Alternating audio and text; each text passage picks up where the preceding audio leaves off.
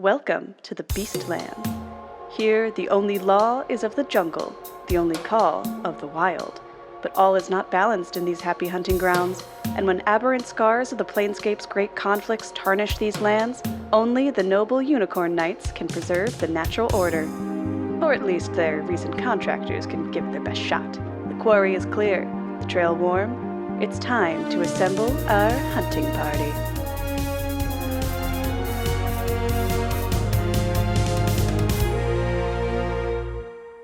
Hello and welcome to our little horror hunting D&D campaign, folks. My name is Austin, your friendly neighborhood dungeon master, and the axolotl's retention of external gills into their adult form is a perfect example of neoteny, or the presence of juvenile traits in an adult, much like my personality. Say hello, everyone. Hi. Pretty good, okay. These are pretty good. I like how you inject you. a little personality into them, a little zhuzh. I'm learning so much.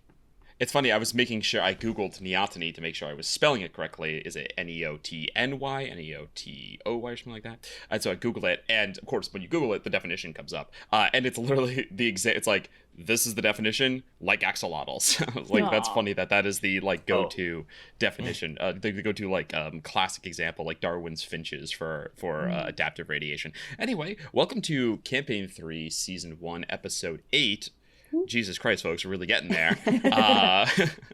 Of Rolling with Difficulty Hunting Party. We're going to eighth episode incoming, but before we do, Sophia's going to do some talk. So take it away. Yeah, well, I'm going to just speak normally and not scream as the American pika is known to do. A small little creature, which if you haven't looked up what the pika looks like, you absolutely should. They're incredibly adorable. I was fortunate enough to see them for myself while hiking in the Rocky Mountains. But a fact about the pika that you may not know is that they have the longest tail relative to their body size of any lagomorph, which is like rabbits and stuff. So that's your pika fun fact. And if you're not thinking about pikas, which you should be because they're adorable and they look very cute and you should look at them all the time. They're excellent little animals.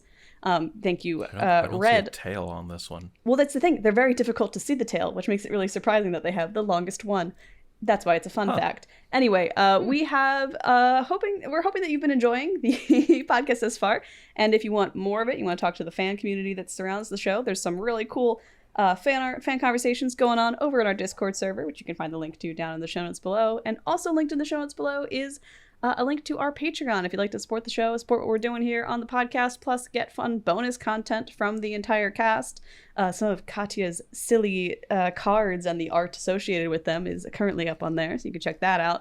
Consider becoming a patron. We got a bunch of cool stuff hanging out for you there, so check out those links down in the show notes. And with that, I will jump into my mountainous hidey hole along with the mighty pika and chill out while Austin takes back over the podcast.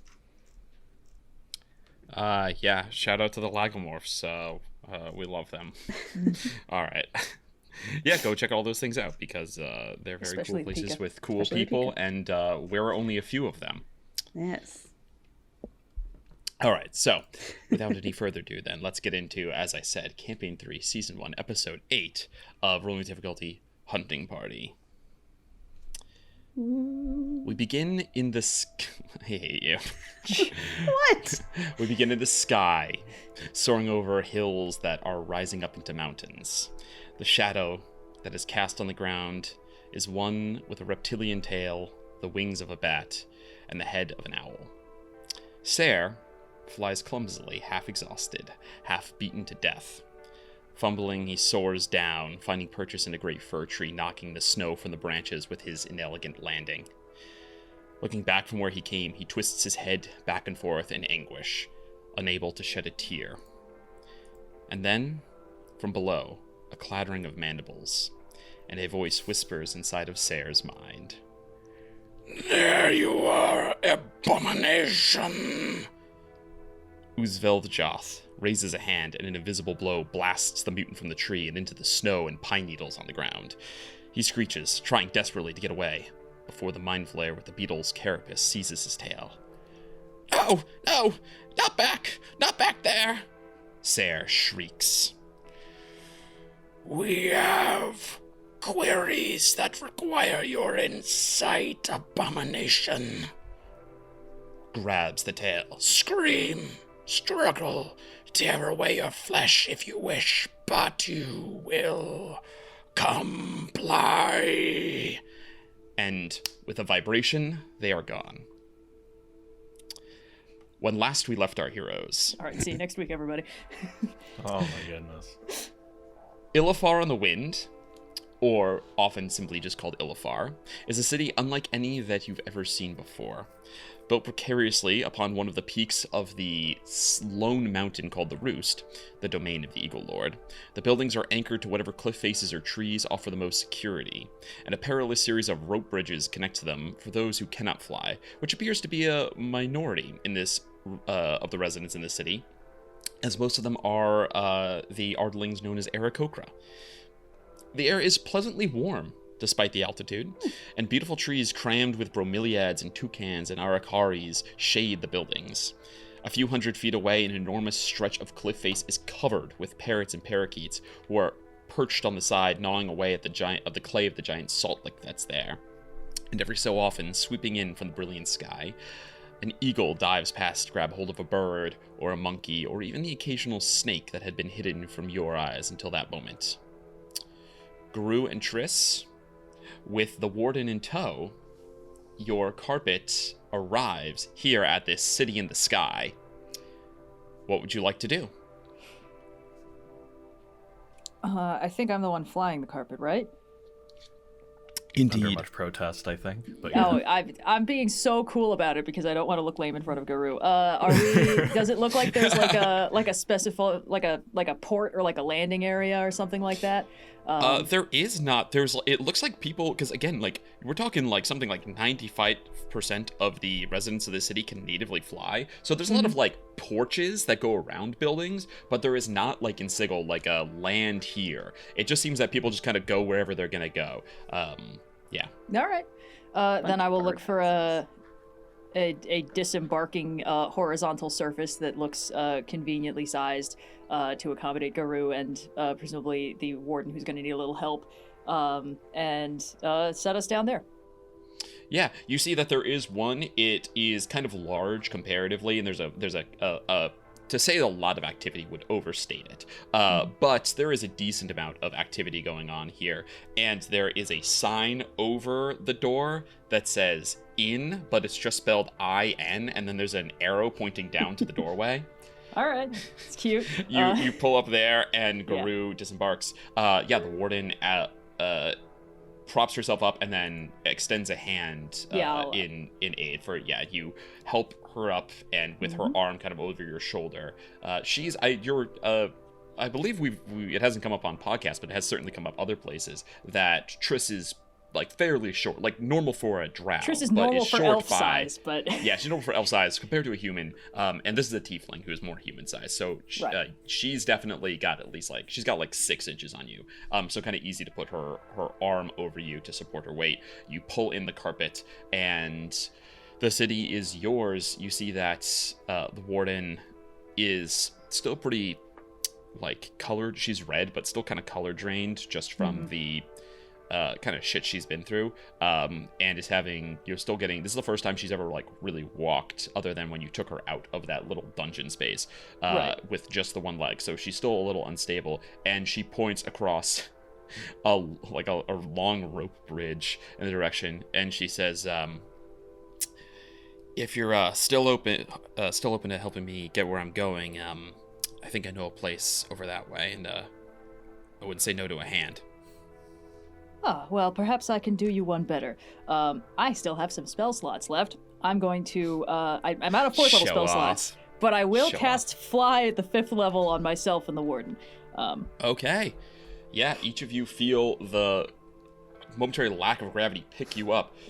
She kind of rights herself for a moment, and then looks surprised for a moment, then rights herself, and gives a hesitant kind of test, but after only a couple seconds seems to have it under her belt pretty well. You get the impression that this is a person who is used to having strange things pushed upon her and having to improvise, adapt, overcome. A real bear. Yeah, improvise, adapt, overcome. That's the best meme. I probably had the carpet rolled up in Garou's arms just because I'm carrying. Yeah, he would grab it. So, and So Garu's got the flying carpet if necessary. I will say, at 5th level, I could have cast it on 2 additional targets, but Triss is not going to do that. As Garou watches you two start to like float up, and he says, I see how it is. Then he will put his hand on his chest and he'll cast Spider Climb on himself. And there we he go. will, attempt to jump from ledge to ledge and across vertical surfaces to follow you guys while he has the carpet in hand. There is a fair enough. bridge. There's a bridge that's perfectly serviceable. I assume. Perfectly yeah, they're okay. Like they're like bike lanes in a city, you know? Oh. They exist for people to use. It happens to overlap with the giant flying snake lane, so you gotta kind of duck if you're on the bridge. That's pretty good. Yeah, she now that she can fly, she's gonna go off. Do you guys want to follow her, or do you want to go do your own thing in the city? Yeah, I figure we should follow her, just to make sure that she gets settled somewhere. I mean, also, this is the first, like, civilization that Triss has seen since she got to this plane, so she's not about to leave anytime, like, immediately. So yeah, absolutely. You follow her lead. She's taking you not too far from where you landed, but through the many branches here and the like couple. There's several peaks to this very narrow mountain, and so you kind of located on one of them that has all these like branches and structures, kind of all these trees on it, and then structures built around both the peak and the trees. She takes you through. Going underneath other buildings, like there's, not everything's level here. They're all in different elevations, just whatever's convenient. Takes you underneath bridges and past other branches and trees and things like that. And you see that you gain a lot of. There's a lot of double takes from a lot of the residents because they don't expect it's. You would probably gain more attention if you were not flying. Flying is almost, considered, more standard here. It's definitely considered more standard here. But there is the notion of seeing 3 people who don't have wings flying, where at first they're like, business as usual. Wait, what? It's a bird. No, wait, it's a plane. Yeah, exactly. So yeah, you see there's Aarakocra of all kinds, a lot of bird folk here, and a couple other beast folk that are around. Again, it's like, I don't know, 1 in 20 will be some other kind of non-avian person. Yeah. But yeah, you follow her until she comes to one that's kind of located on the edge, and it's a smallish kind of hut. She goes to land and then realizes that that's like a bad idea, and like comes just like an inch or 2 off the ground and is going to hesitantly move towards the door, and then she looks back at you two who have followed her almost with surprise. I'd like to roll, actually. Oh boy. She looks a little bit suspicious of like you guys following her. This is not something that she kind of anticipated, and so before she doesn't say anything, but she looks back and is kind of like, oh, you're still here. Yeah, sorry. I rather assumed you might need help or some sort of medical attention. I didn't realize you were just bunkering down for the day. We can get out of your hair if you think you're all right, but... Attention is exactly what I'm here for. Oh. You might as well come in and meet her, please. She's good to know in case you're ever in this part of the Beastlands again, and, well, if you really are Unicorn Knights, you're gonna need all the help you can get anyway. Come on in. And, she kind of ducks under. There's just an open doorway here that's kind of for you, Triss, it's actually perfectly adequate. Garou, you're gonna have to like stoop and then come back up again. Garou is lithe, so easily like a cat the slinks beauty into of the door. bugbears. Yeah, floating collarbones. As you said, they have float. Yeah, I was gonna say floating collarbones. It's like when cats can squeeze through any hole as long as their head fits. Garou can also squeeze through any doorway so long as he gets his noggin through. You follow after the warden and enter into a. You're like, oh, this is a witch's cottage. Like, there's a lot of there's not a cauldron boiling away, but you're like, there's like tons of jars with herbs and mosses and other like things suspended in liquid floating around. There are a lot of like animal skulls laid out and shelves with books and half melted candles and things like that. And you see working away at a desk who turns when she hears people coming in, a an aarakocra that looks like a hornbill. So Zazu from The Lion King is a hornbill. If you don't know. But I don't know why he doesn't have the hornbills. Typically have a protrusion on top of their beak. His is just flat. I'm not sure if that's actually one species that they're modeled after, or if they just omitted that. But she has the classic. It's almost looks like a crescent moon turned on its side, kind of on top of her bill. This bright yellow beak. Turns and looks at you and praises two people she doesn't know, but then sees it is clearly going to say something about the people she doesn't know until she sees that the warden has one leg, and she goes, "Oh, good God, good gods, what happened here?" Goes over to the warden, who kind of pushes her away since she's got the flying, but then goes and sits down at a chair and leans her head back, and she goes, "Just another day in paradise." No, but really, people cut it off. It was great. It was a great time. I was just coming by to see if you could offer me any kind of help. It's been a little time since I've eaten or had anything to drink much, or had both my legs. So she goes, "Oh, yes, of course. And please, friends." The warden looks and says, "Sure, yeah, they found me. Please, I don't remember your names, so." And then she kind of puts her head back again with her fingers over her eyes, yes. And this aarakocra says, "Oh, pleasure to make your acquaintance. I am Shakoba." Shakoba, yes, lovely to meet you. I'm Trystine Sneskala. My associate here is Garou. We are affiliated with the Unicorn Knights, who were rather concerned with news of the warden going missing, and those responsible have been, I believe, for the most part dealt with. It's just a matter of rather cleaning up the consequences now, I believe. Yes, that does seem to be the way of things. All right, I'll be making a solve for you. Would you like to sit? Would you tea, food, anything? The fly spell wears off. Yes, a chair would be lovely. 10 minutes of concentration. When she says your name, do you imagine that you're a person whose name precedes him, or just people have heard that there's this horrible fucking bugbear out there? I imagine, people know that there is this bugbear who has, over the past couple years or so, has been a bit terror across all layers of the Beastlands. Although he has been, although rumors have died down in the past years, so this is probably his first time out again. So anybody who remembers him would have been close to some of his machinations that he initially got himself up to. Anybody else would have just vague rumors. So this is my buddy Jack, not the Ripper, type of thing. Shakoba rolled a 1 on her history check here too. So she goes and gives a big hearty handshake to both of you with her feathered fingers. Please sit, make yourselves comfortable while I deal with our lovely patient here. And then you just see the warden gives a flick of her hand, and you guys are offered to sit. This is just kind of a pleasant area to be, and you guys can be offered some tea and food if you'd like, as the day kind of draws on towards evening, quotes. Is there anything that you guys want to interject or specifically bring up? Otherwise, most of Shakoba's time is just spent kind of politely prodding you with questions and dealing with the warden. Yeah, I mean, the thing is, we probably shouldn't be here for too long, because we have the carpet, and I'm the only one of the party who can independently fly. So we are going to have to go back and get them at some point. But I think Trystine is a little bit reluctant to, she's definitely, marked this in her mental map of, okay, in a pinch, this place has people that knows what they're doing. She's, taking books off the shelves and looking at them, if they have notes or whatever.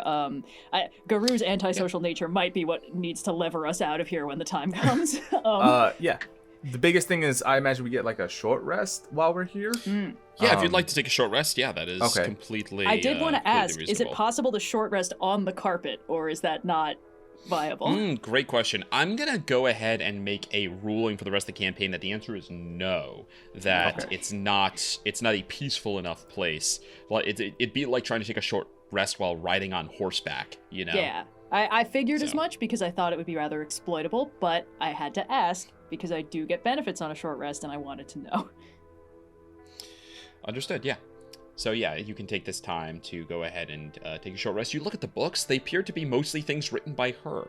So they are a combination of like kind of druidic instruction about potions and solves and things like that, and they are also like notes about. They're like nature journals. She's like 8:03 a.m. today. Like the howlers started singing. It was earlier than yesterday, kind of thing. You know, like there's a lot of stuff like that, just notations, and they're mixed in together, you know? Can I make some kind of just, like, flat check to see if I, like, absorb anything useful that, like, might make me better at foraging or knowing shit that's going on in this weird dimension that I don't know anything about? Yeah, make a nature check. Okay. Nature. All right. Oh, okay, 19. 19, for sure. I think that's great, actually. Are there any benefits that, like, something that you would read about and you'd be like, that's useful for me in terms of, like, gathering, harvesting stuff? Like, you've seen the kind of benefits you can get from harvestable materials. Is there some kind of thing that you would be like, oh, mental note for later that is useful? Honestly, I think the only thing that she's thinking about in that dimension is like, oh, so these are the medicinal herbs that could potentially be used for, like, healing concoctions or something like that. Like, all that other stuff, whatever. If it's edible, that's great. But, like, healing, that's important right now. So. Yeah, for sure. I will do a quick check, because I have this whole book of different useful things to harvest, but I don't remember off the top of my... Well, I was going to say, I have my notes primed and ready here, but there are just so many, I don't want to waste too much time. No, that's okay. If it's just like, so I've learned some stuff about medicinal herbs or whatever, details TBD. Well, what I'd love to do is, I'm going to make a note, and maybe during the break, or maybe after the session, I will go ahead and figure out what it is you saw about, and then if you want to go find it, it will be like, oh, if you want to spend one of your foraging time, like you have this downtime in the Unicorn Grove, if you want to go find it, I would say, because you know about that, there is no check, you're finding it, you could just go harvest it. So, Let me make a note of, let's see, Triss needs to know healing herb. I'm going to spend my downtime at the library. Fantastic. Literally Kireek last time. You see that you see that Shakoba makes a tea that she gives to the warden that basically puts her to sleep, and then she begins the process of unbandaging and gonna rebandage. Before it gets too intense, she's kind of made a solve on this new bandage, and you see that before it gets too intense, she comes over to you two, and she's got a small thing clutched in her hands, this kind of like small package, and she looks at the two of you. She says, I'm sure that she didn't say it enough herself, so thank you for rescuing her from whatever horrible fate that she will refuse to enlighten me about. Here, a reward for your service, since, again, I'm sure that she will provide none. And then she hands out, this is an herbalism kit, but it is a, what's the word I'm looking for? Like a precise herbalism kit. If you are harvesting and you're using this herbalism kit in your harvesting, instead of, if you already have proficiency in nature, or an herbalism kit, you can instead roll with expertise, so you add your proficiency bonus 1 extra time. It is a refined kit with better harvesting tools and better like chemicals for preservation and things like that, all better packed, you know. Very cool. Do you have herbalism? I do. Great. Yeah. Garou will sort of take it from her hands, examine it for a moment. He says, "This is adequate for our services." And he will turn to Trist and say, if we're done lavishing in the comforts of civilization, it's best if we return back to our other associates. And he sort of like looks up and outside, keeping an eye out for some of like the larger eagles. And he says, I cannot stay here for too long.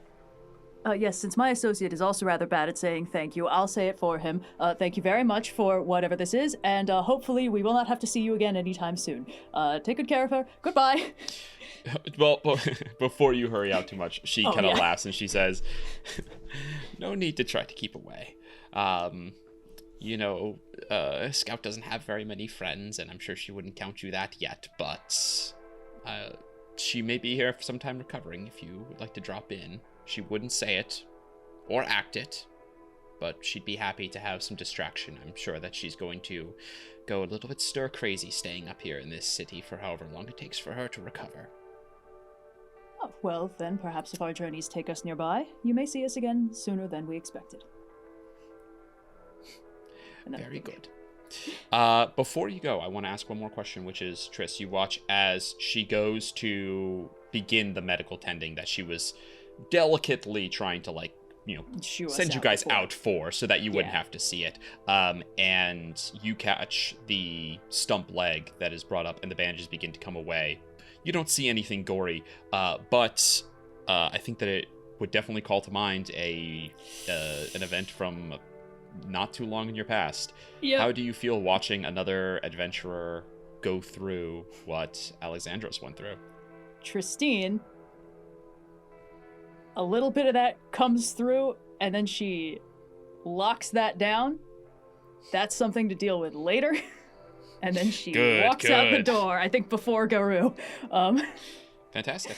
Yeah. Are you guys you're heading right back to go collect your friends? You're not stopping in anywhere else, I assume, right? Well, that would be my plan. I don't know what Garou wants to do. When Trystine walks out of the room, Garou is going to spend a pack slot to cast Greater Invisibility on himself.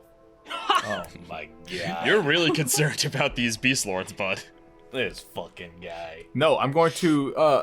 Are there okay. any potions within this witch's shop that I could possibly pilfer? Yeah, 18 million %. Give me a sec. All right, go ahead. Make a sleight of hand at advantage. The overlay goes to red. Steel. Cut magic items. Let's see. Okay, that is an 18. That's an 18. Okay. Let's bring up a Perception's really good, random but, table. The carpet never turned invisible, so you're just kind of over your shoulder, knocking shit off shelves. All the stuff he has is. Where is? I thought that there was a random item. They changed everything. They changed my book. Everything's in different places. They had a perfect game going and they ruined it. There's a miscability table in this book? Damn, I really gotta read this new fucking book. There's also a magic item tracker to make sure you're keeping up with your party. That's crazy. Interesting. All right. Let's get you a random potion here. So go ahead and roll a D100. Oh, okay. Love those. Love those. Oh, no. Here we go. That is a 17. 17. Did they really You take steal a away baby the... mimic. That'd be pretty fucking funny. Did they really take away the potions table? Now everything's based on what it is? That's annoying, because potions are no longer on their own table. They are now mixed in. Look up a potion table? I'm going to. I have one Okay. here, but it's not from the current book. So we'll go to the old one, I suppose. Fine. I'll do it myself. Yep. Yeah, somewhere else, Katya and Kireek are sitting on a rock, and Katya's just like incapable of silence. We're gonna 99 We're gonna bottles catch of up with you beer guys on in the just a sec. wall, Sorry for the 99 beer. I mean, how long do you think it takes to reassemble a dead body? Yeah, well, He does have to spend at least an hour, so. Yeah, it takes an hour to bring the guy back to life, and then he also agreed to bury all of his friends and him. So I imagine that there's going to be some time Trying to- dedicated. Bury him before we get back so Garou doesn't find out that you've resurrected an enemy that he killed. 14, Wally, or 17, you said? 17. 17 is going to be a potion of fire breath. Oh, Whoa. no. So go ahead, find that in your inventory there. Careful, Alright, Garou's flammable. Then get out of here.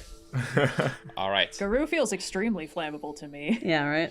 Now, the majority, we're going to cut back to the standing stones. The majority of the time that has been spent doing all of this here in Ilfar, is the time that you spent resurrecting Kemal and then after your interrogation digging the grave and burying. So there's only a short period of time before your friends return. However, as you wipe the dirt from your hands, Kireek, Katya, I'm not sure. Would Katya help bury, or would Katya be like, Kireek's got this? Katya will help, but she's a squishy little wizard with like no strength. So, I mean, it's like a kid playing at the beach while their dad actually digs a trench next to them. Like, I've got my little baby shovel. I'm going like, eh.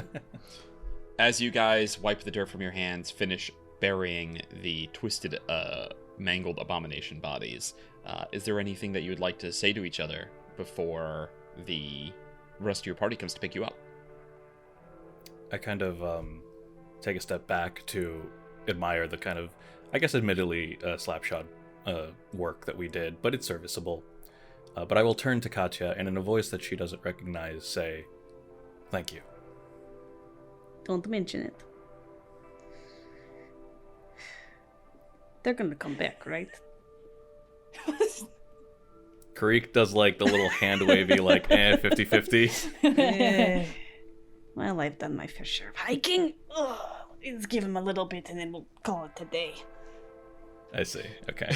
What would you do? Just like Take a long It's rest like in the you guys standing die stones. via a giant hawk before you get back. Yeah.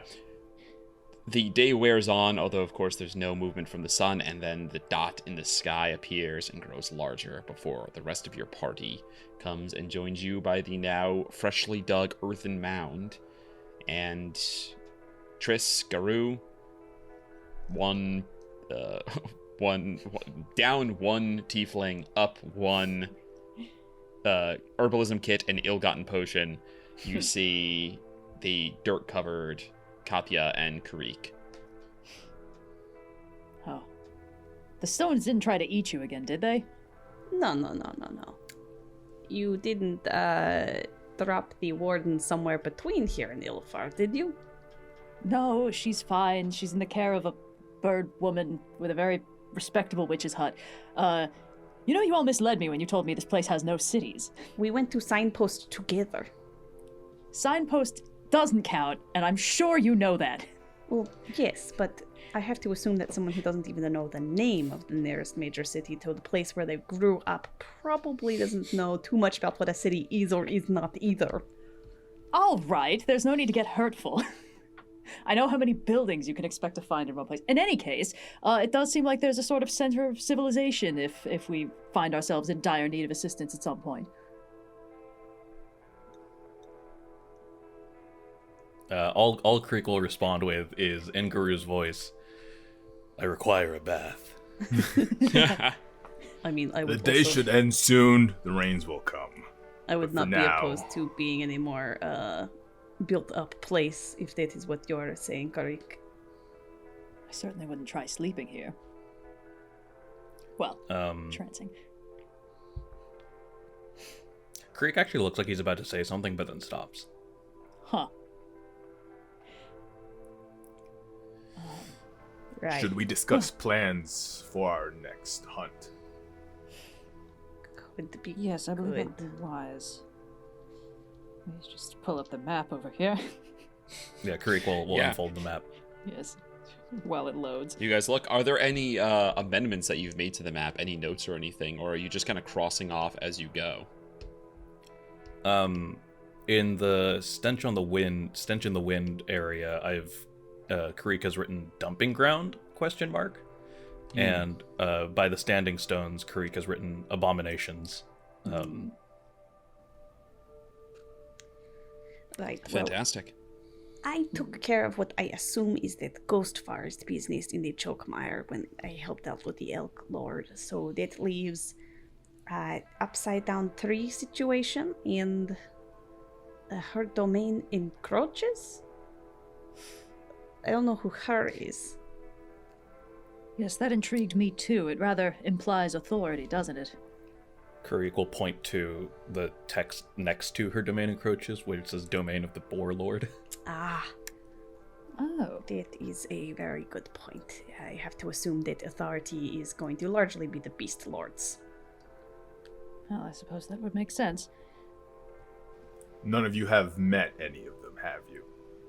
I saved the life of one, and now it has a big elk that sometimes shows up and helps me do things. So, yes, I've met the Beast Lord, and I happen to like him quite a lot. I've been here for 3 days, and you've been there for most of that time. I think you'd know. Kireek shakes his head. I would not trust the Beast Lords. They care for their domains and their domains only. Anything outside of that. He kind of goes quiet. Those creatures are left to their own devices. Would that imply that perhaps not all of the Beast Lords have such an antagonistic relationship with our mysterious forces that we're pursuing? They may Grofgonder not. certainly had some grudge against the Beetle Lord, but Or We that won't know for sure until we meet more. It is also possible that whoever is creating these abominations is taking advantage of the fact that the Beast Lords are likely not talking to each other. I happened to find the Elk Lord rather far from the Heart Reach that is his domain. It's possible that, well, if these Beast Lords are only really interested in their own territory, that they're not warning each other, perhaps, of other invaders. and that's not too far from where we found that dinosaur either. Katya, I think, not to interrupt, but Katya, yeah, I think that you hit on something important, which is that Ophelia mentioned to you that the Elk Lord is kind of the only one who wanders around, to her knowledge. The rest of them are very insular. What would it mean, then, for one to encroach upon another's domain? Austin, what would Garou know about the Boar Beast Lord? Make a religion check. Okay. Also, I feel that I should point out, looking at this map now, also it is called Domain of the Bear Lord, right above that. So if it's going to be sort of a two-lord domain encroaching, it could be boar or bear. Or both. I rolled Oh, that was- 12 on my religion check. 12. Yeah, you don't know much about the Boar Lord. I guess the general thing about the Beast Lords is that, yeah, they have their own domains. Their domains are not solely that species, but they do make up a glut, right? Proportion-wise, it's much higher than it normally would otherwise be. And, yeah, that is their only territory, and they don't leave, but they are kind of like, in some, like, notionally in charge of all of their kin throughout the planescape. Now, other elk don't pray to the Elk Lord, so they're not super concerned, but there is like a notion of the machinations of the Elk Lord, right? And so like if someone like on the on the prime material plane became some sort of like great elk foe and was like killing all the elk in the world, then the Elk Lord might get, you know, interested in that and do something. So there is this notion that they're in charge of all, that you know, that they are the umbrella over all of their kinds that exist everywhere. But yeah, they're mostly are kind of like, at least physically, staying in their domains there. The Boar Lord, you don't know anything specific other than, yeah, she has like a big savanna area, that's her domain. Yeah, I think that would be and all you'd know based on the 12. I want to say, just as a person, it is absolutely devastating to me that the Lizard Lord's domain is one place we won't have to go to because it's already been handled in one of the early sessions. I want to know what that Lizard Lord is so bad. I want to know what kind of lizard, Austin. Tell me what kind of lizard. I will say, well, you guys if can all the always dinosaurs... go. That's what the downtime things are for. You can guys go try to speak to one of the Beast Lords. Like Garou, I want to be distinct about how Garou reacts to the Beast Lords. It is partially true and partially Garou. Yeah. You're getting an element of truth, and also it's explicated through character. So when he says something, that is a thing that he believes the way he understands it to be true, not necessarily always the truth. So his fear of the Beast Lords, like you've spoken to one, Katya, and again, it was like you saved its life. So that's a pretty interesting, big, like a very unique situation to be in. You're probably not going to end up like showing up and having to save the Lizard Lord's life or something, but if you wanted to investigate any of these characters, they exist. You could go see them. Oh yeah, no, absolutely. Katya has no interest, but I, Sophia, saw the words Lizard Lord and thought, ha ha ha, I would love to see the Lizard Lord. Well, you know what? If you can come up with a rationale. That's the thing. The Titanosaur was originally from the Forbidden Plateau. So... Did you know that Saur sort of implies big lizard? So we should talk to the Lizard Lord. We should all go together to talk to the Lizard Lord. No, it sounds like we are decided that we will be investigating this domain encroaching. I can't help but notice that on the way is the roost. Perhaps we could make a pit stop in Ilfar and sleep in a nice bed for the night, or at least under a roof, perhaps. I don't see why that is necessary. The weather is quite nice out tonight. To sleep under the stars is far more... There are no stars. Then please, by all means, you can sleep outside in the rain, and I will be inside in a nice sheltered area. Unless everyone else also doesn't want to go to Ilfar. No, it was quite lovely when I was there. Yeah. I didn't really see guest accommodations clearly marked. It doesn't really seem like this place sees... Oh, I did see an inn. Never mind. Thank you, Voice of God. Kireek, tiebreaker. Kireek will like gesture at his whole body kind of ordeal. His whole situation. And be like, if they are indeed on high alert for these aberrations, perhaps our companion here may not be the one to walk into any notions of civilization. Kireek will not. Anyone got a disguise kit? Oh my god. I don't think I do. Just put a What's little hilarious cowboy is that when hat we leveled on up, the squid I on have your a shoulder. signet ring. What's hilarious is that before we leveled up, I did have a like minor illusion-esque spell power called Guise, which would allow me to hide my form. But then I switched it out because I was like, when am I going to use this? Well, I'm not going to make you go somewhere you're uncomfortable, but I don't know. I'm of the opinion we could probably give you a big cloak and let Teresa or I do most of the talking, and probably at least secure rooms to sleep in. Well, I can trance anywhere, so it's really no skin off my Or we nose, can camp outside, I guess. It is day all the time here. People know that, right? Yeah, I this plane is suggest all you outside. get There's used usually to- heavy curtains I in suggest places you you get used go. to camping outside. That's what most of this plane is. It's also most of what my plane is. You will spoil yourselves with the comforts of civilization. And Garou starts to, like a dog, starts to stamp out a small space for him to sleep. Well, I certainly don't think we should sleep here in the standing stones that tried to eat us a few hours ago. You look at like the cracked ground and the blood that's everywhere. Big pile of the dirt that's recent been grave. kicked up. Yeah. The threats have been taken care of. I cannot think of a safer place. What if they just pet cemetery? I can think of so many safer places. The dog and I can find a respite at the bottom of the mountain.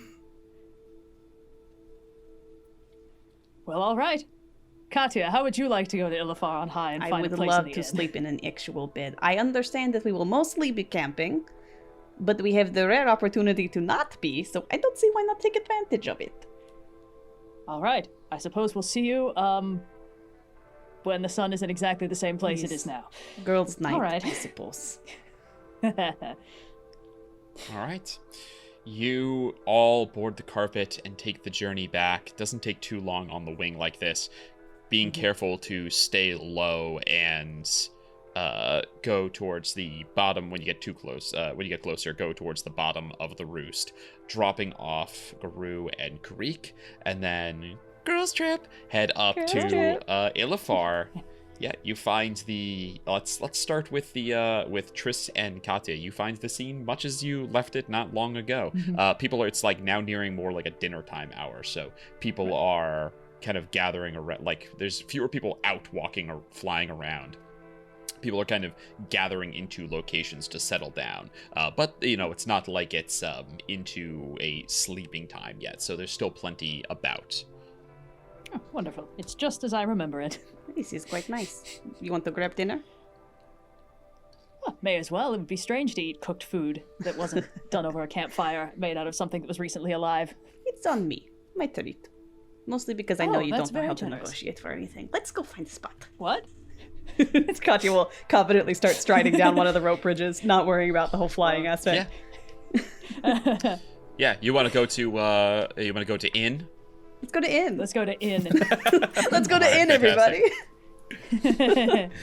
Yeah, I mean, most of these seem like private residences, so yeah, when you find inn, which again has that like largest kind of boardwalk space all the way around, you you show up and walk through that open door. It is not bustling, but this is definitely the most people you've seen in one place in the Beastlands. Tris ever, Katya maybe ever, like sometimes Signpost would be this crowded, but Signpost basically has like a very small population of people who live there. This Ilfar has a higher percentage, although as you walk in, this is definitely the highest percentage of non-Aarakocra that you've seen. In other words, this is a place that people stopping by who aren't residents here stop because this is, you know, this is the place to go. And yeah, you see, it's basically normal tavern, except it's got big windows that let the breeze blow through. And you see, yeah, tables with mostly people sitting by themselves. There are most seems like it's mostly a tavern of loners that all have various hunting equipment on their back. Some of them have like lots of furs. This is kind of like Signpost is the better one because it has trade back to Sigil, but this is a place if you are a hunter, trapper, gatherer, that's how you make your life. This is a place that you can stop when you're like, I guess I shouldn't sleep on the ground for a 12th night in a row, you know? So, kind of like you They're guys. all jockeying for the corner tables. Yeah, go grab a so booth it's or a lot of something. I'll check individuals. us in at the front desk. Oh, yeah, certainly. You head We up still to got the tavern. carpet, so it's like one seat for the carpet. It's like when you go to a restaurant when you have your luggage for a trip immediately afterwards. Yeah, and Katya will go Oh, yeah, find yeah, whoever no, the it's- bar or the front desk person is here. It's like a 10-foot by 10-foot carpet. It's gigantic. Yeah, It rolls there is. up, but not that much. You see that there is a golden dragonborn, but he has wings, who is standing behind the counter there, sort of moving things around. He's getting plates, then like sliding them to people that have some food, and like pouring drinks. Spies you, kind of gives you a look up and down, and says, "You seem new. What can I help you with?" New is not the worst word. Do you have 2 rooms available for the night? Oh, how big is your party? 2 people, so I guess 1 room with 2 beds would also be fine. We have sort of 1 large room with many beds. How would you feel about sticking out some of that? Sort of like a Oh, it's a communal hostile situation. Yeah, that's One fine. of these 2 beds in there Sort of would be a good. communal. Fantastic. There are curtains, I want to assure you. There are curtains. Hey, man, I'm not going to judge. It sounds like it's a nice place to sleep compared to outside.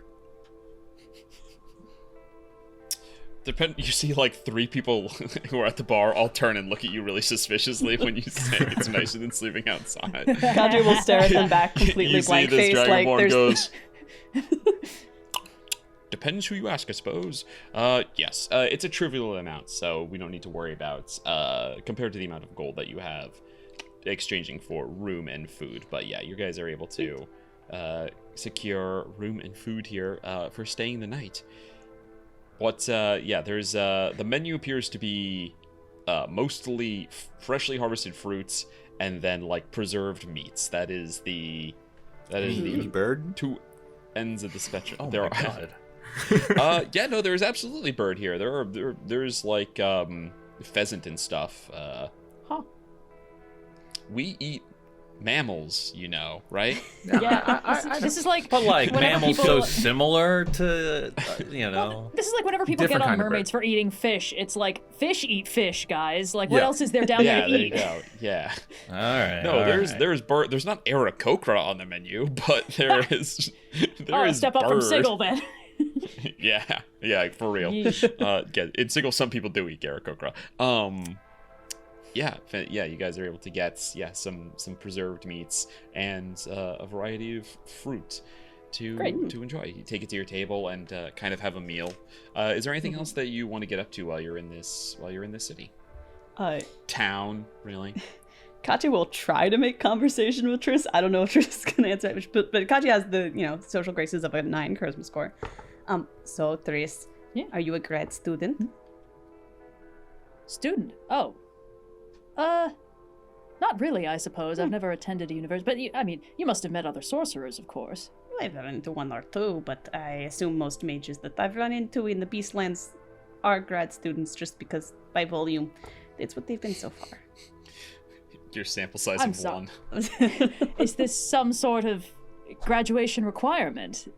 Are Wizard Academies more interesting than I've been led to believe? I don't know. I didn't go to a Wizard Academy. I'm self-taught. Ah, yeah, see?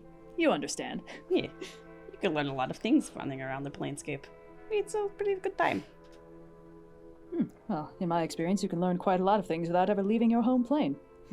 That sounds very limiting. Well, I had no idea until quite recently, but I'm beginning to believe your assessment may be correct. I hope that if nothing else, you learn that the planescape has a lot of interesting things to offer. And how to learn city names when you go to them. Where are we right now? This is Ilfar, yes. We've said the name twice in the last few minutes, so it's easier for me to remember. Good. Sorcerers It's can not be going taught. to be relevant for very long. This is the only city. I may as well just call it the city. I know a couple people in Signpost who would take umbrage with it, but I have to admit this is a bit more built up than I've come to expect in the Beastlands. Are there even a couple people in Signpost? There's at least one who doesn't want me to be there. That's all I know. Oh. Ah. If you don't mind me asking, how did you come to this place?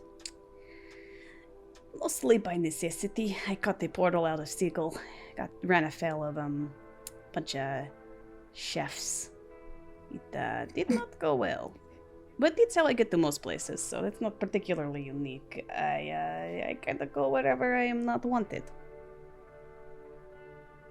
Oh, that sounds like a rather difficult existence. It's not so bad. Get to meet a lot of interesting people, see a lot of interesting things. It's not my fault that when you tell people things that they perhaps don't want to hear, they don't like it. Ah, yes. Divination. Hmm. Never my forte, but I understand the reputation is well earned. Yes, I like to pride myself on being very accurate. A true diviner. I use magic to see the future, and it is the future that I see, but I also won't lie to someone about what I see, and that is often where I get run out of planes. It's a long list. Aye. Well, that's quite impressive to hold such auspicious company and manage to anger every single one of them. Yes. I wish there was some point of commonality, but I just can't find it. Problems to contemplate at a later date. Yes, I don't suppose divination magic allows you to look inward. Why would I do that? Yes, I thought as much. Well. So you're a dragon family? That's the whole sorcerer thing, right? You've got scales, I have to assume. Oh, yes, of course. I suppose it never really came up. Yes, I call her grandmother, so do many people, but there's rather quite a large number of greats that should really be appended before that, but it gets clunky to say some. In any case, grandmother, Sneskala, a silver dragon.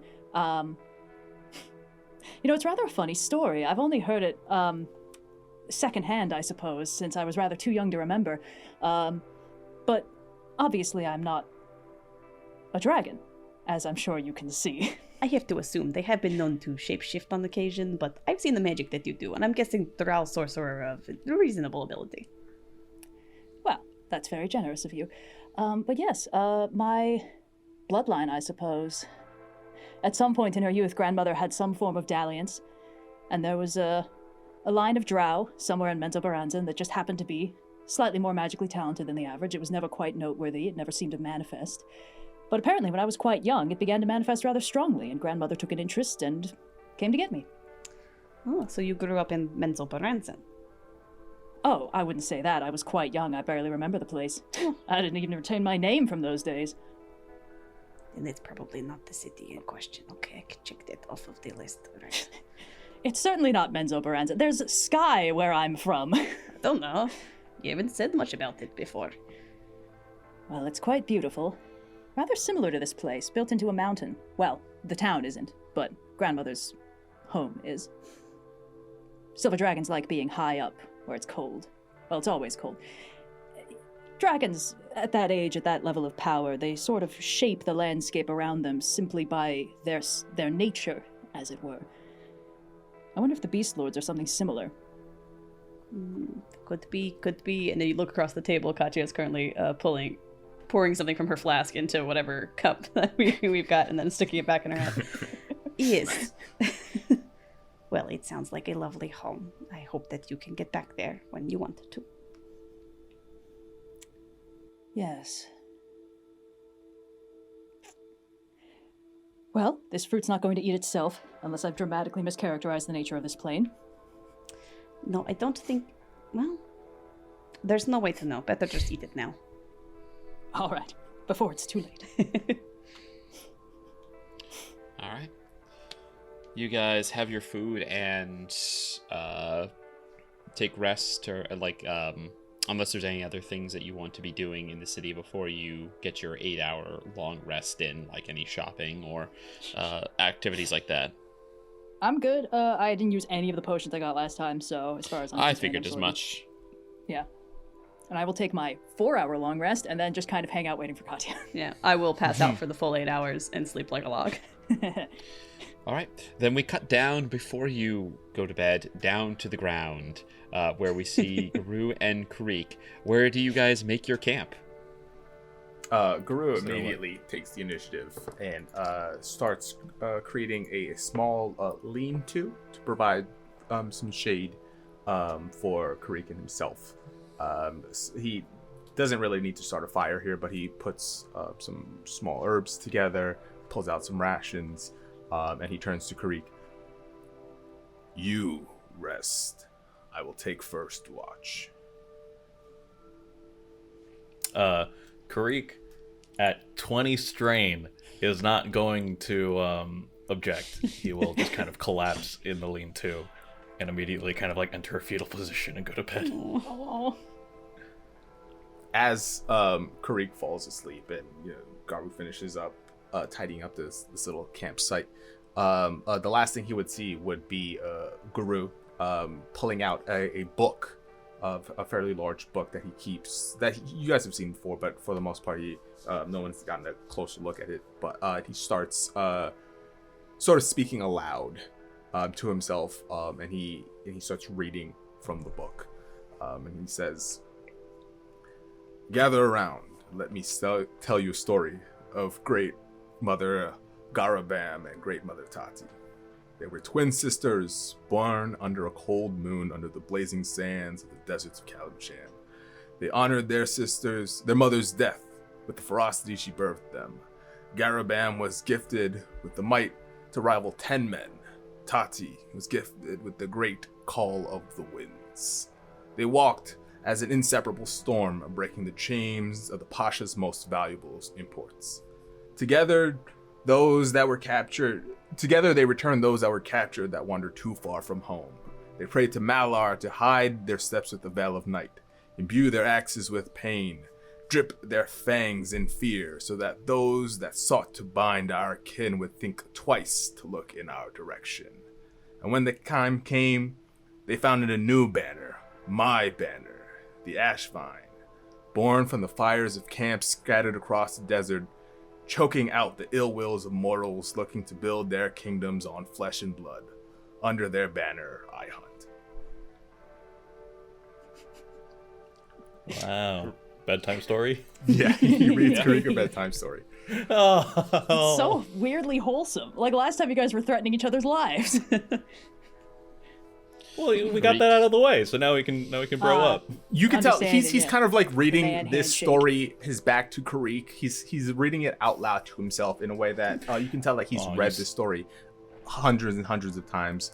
And he closes the book. He looks back at the sleeping Kenku, picks up his axe and begins to patrol around. Okay. The camp. You guys come down. He's like, I don't know where Kireek went. I don't know. I woke up, he was gone. Oh, he's gone. Sorry. A bit of him over there, a bit of him over there. All right. Rain comes. The new day comes. Triss, the first awake, you watch as there is no sunrise. There is no beautiful, color in the sky. But there is a, stirring of activity, and you hear more birds coming in. You hear monkeys beginning to make their way through the treetops. And yeah, you see just a tremendous amount of eagles of all different types soaring through. Some of them returning to nests with like rabbits they've caught on the ground. Again, some of them snatching other errant flying tropical birds out of the air. You can spend your morning hours doing that before the day is yours. Does everyone reconvene? I assume so. Yeah. Fantastic. Then back on the ground, carpet in hand, the four of you are together. What is your heading? I believe we are heading to the encroaching domain of sorts. I think it's a Yes, 50-50 the shot no if it's the man's bear or the boar, but I guess we'll find that out in time.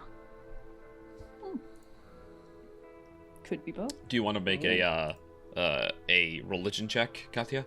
Sure, why not? Fuck me up, man. Couldn't hurt. That's a 13.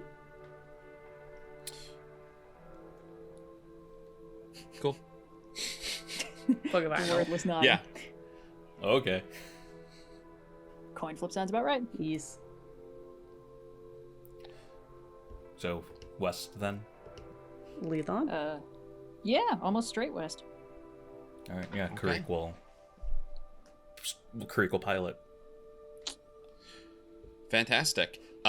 You take up on your carpet and begin to fly a desertward, as there is no west here, but yes, in a westward direction. Oh, yes. The warm air of this, like, the eagle, the beast lords create regions that are ideal to their specific species.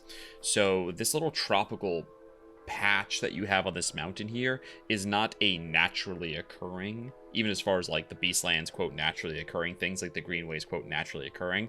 It is like a maintained pocket of tropical habitat, and pretty quickly as you take to the air and start to fly away, the temperature just drops. It's not like it's getting super cold, but that tropical vibe completely goes away until it does begin to actually get cold. You fly over hills, and then you start to see little conifer trees popping up on the hills, which flatten out and give way to an actual forest of conifers, mostly with mosses underneath, and you see lots of lichens growing on the ground, some sparse shrubs and grasses, before those begin to get covered with a light powdering of snow. So you are heading towards basically the location where it says her domain encroaches, or you're heading towards further into the Pine Lands, or you're heading towards no man's land, like more center. What is of those kind of like three directions, where are you heading towards? I'd recommend starting with the point on the map where the boundary line is, where it's marked her domain encroaches. Yeah. Yeah. Okay. Fantastic. In that case, you begin your journey there, and a couple of hours in the air, you begin to fly overhead, where you see far to your left, open savanna, to your right, boreal forest that begins to rise into mountains. Go ahead, and whoever is helming, make a perception check, or either one with advantage if someone chooses to help, or 2 people perception checks. Garou will just choose to help. I have a +8 to Okay, perception. so- Garou, are you proficient in perception, Garou? Yes, he is. Okay.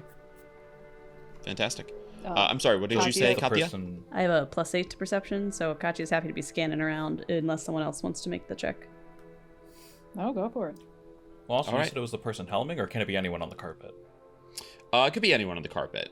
When I say, okay. sorry, helming is the wrong word, because literally there is someone flying, but I mean, like, helming the investigation. Who's the one who's, like, actually searching, right? I see. Yeah, The one who's taking point in looking. That's, my mistake. Okay. If you want to do that, then Katya, because Kireek only has a +6. Cool. Is this with advantage because of Garou? Yes, This he is with says, advantage. we're looking for either a boar or a bear. You might want to get that brim of a hat out from over your eyes to see better. Please, it helps. Correct me if I'm wrong, but isn't this place going to be crawling with both of those things? Either or works. In my experience with the Elk Lord, it's pretty obvious that they are perhaps more than a normal one. I'm sure we'll be able to spot it. Anyway, that's a 22.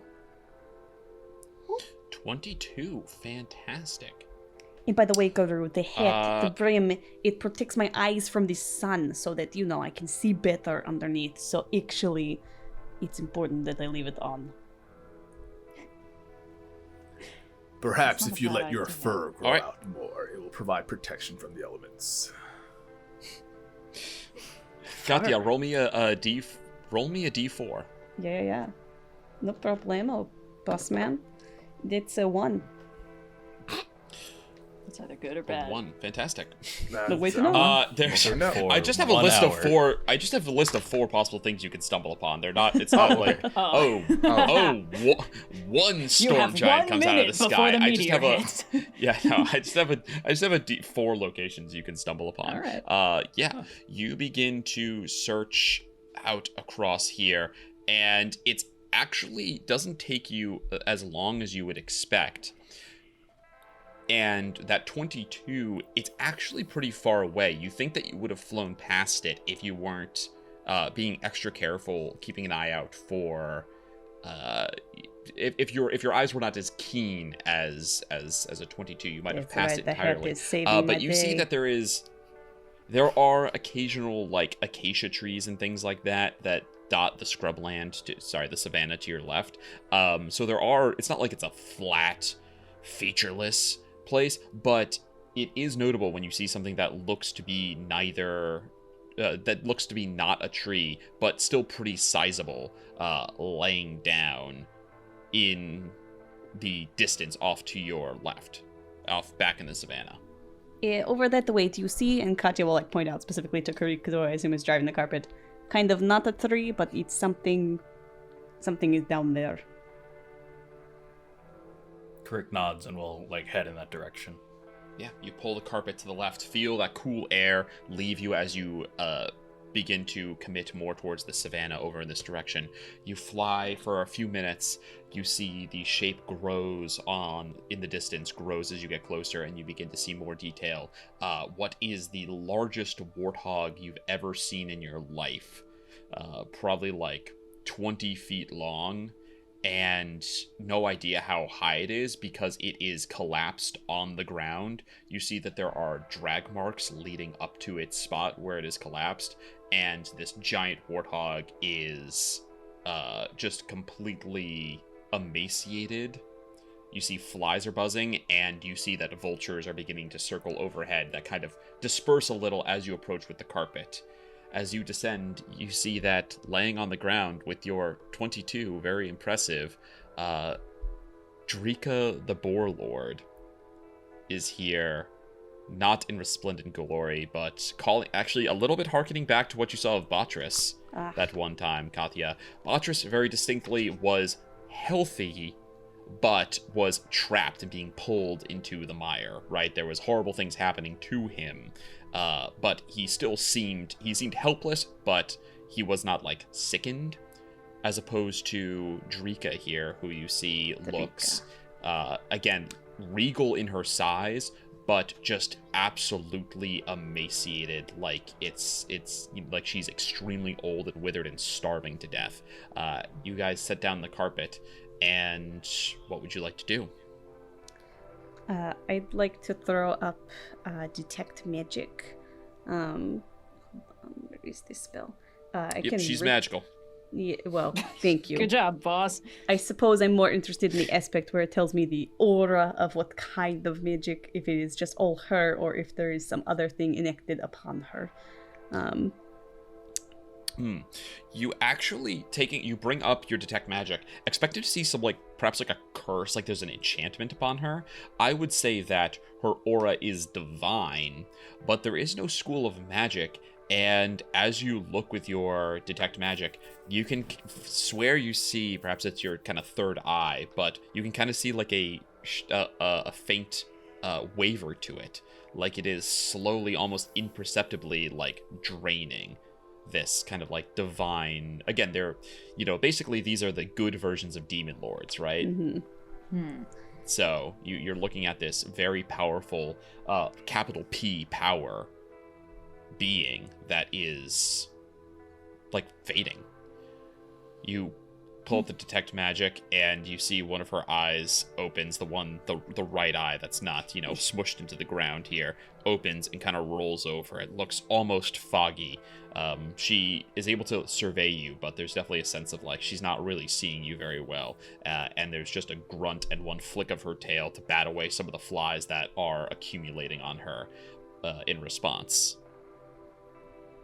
Can I make like a medicine check to see if she's either diseased or poisoned? Yeah, absolutely. Go for it. Yeah, Kireek. Okay. 22. 22. You come over and start looking, delicately place the two hands that are in the same elbow on her. Feel the ribs and the spine that are poking up against the skin here, and look around. She doesn't look like she is poisoned or even sick. There's no like discoloring, there's no like discharge or anything. There's not even a stink. She just looks like she is like starving, drained, like dying of like supremely natural causes, basically. Can you check for some sort of parasite, given the things we've been dealing with so far? Yeah, good point.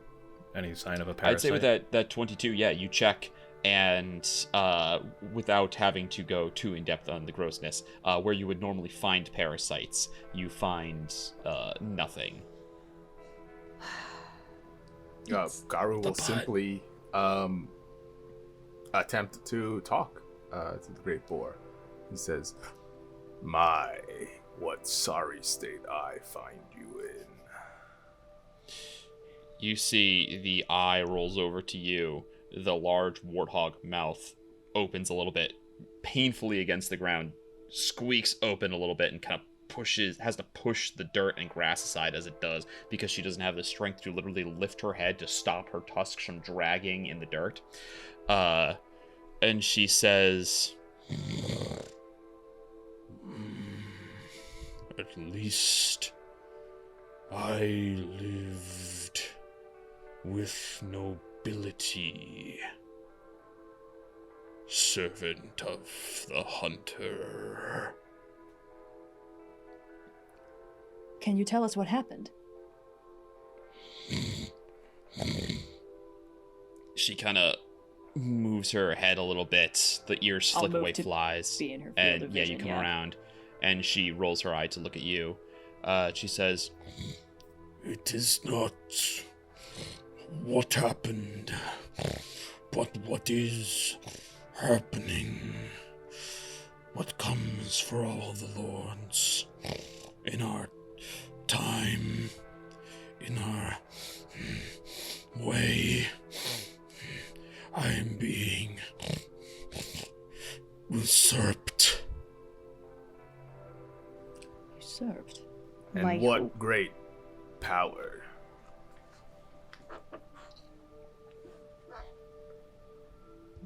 You say, and what great power? Yeah. Oh, by what great power? Sorry. By what great power? Yeah, I assume that's what you meant. She says, Not one of mine. Not my child. No. Child of another. Making of another. Though my children flock to him. I know not where he came from, but they follow him now.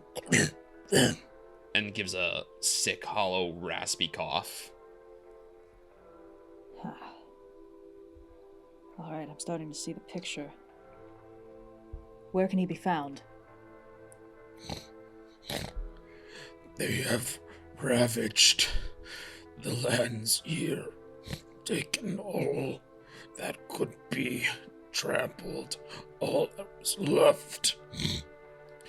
They head to Ririus's domain now to seek war with the bears.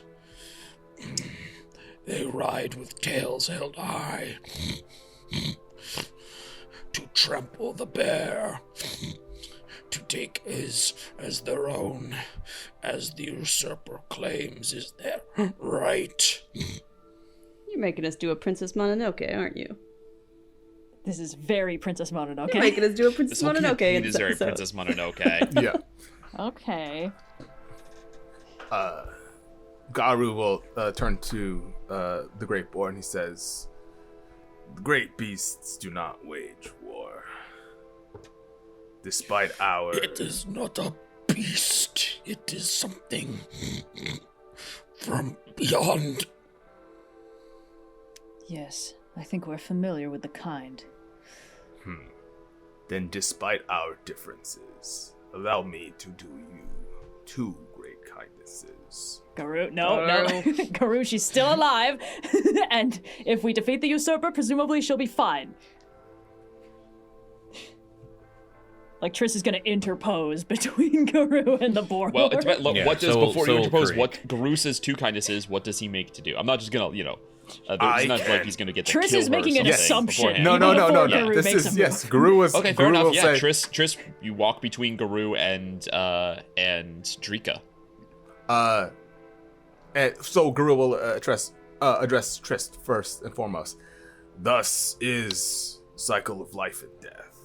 What I am doing is not of Malar's behind, but that of the role of a hunter. Yes, if- but this was not the product of a hunt.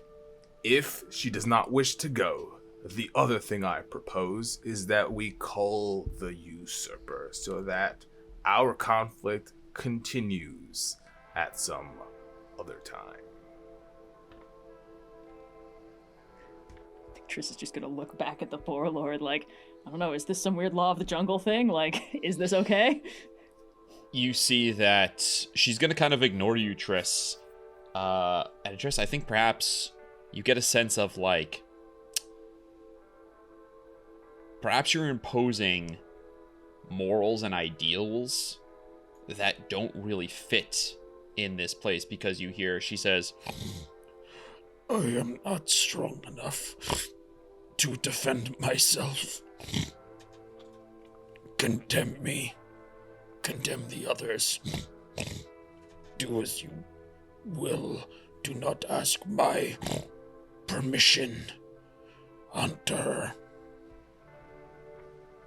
Then Garou will push past Trist, axe in hand, and he will say, "Malar, this is the limits of your power. There is no pride, no nobility, no soul for you to claim here. This is for the earth."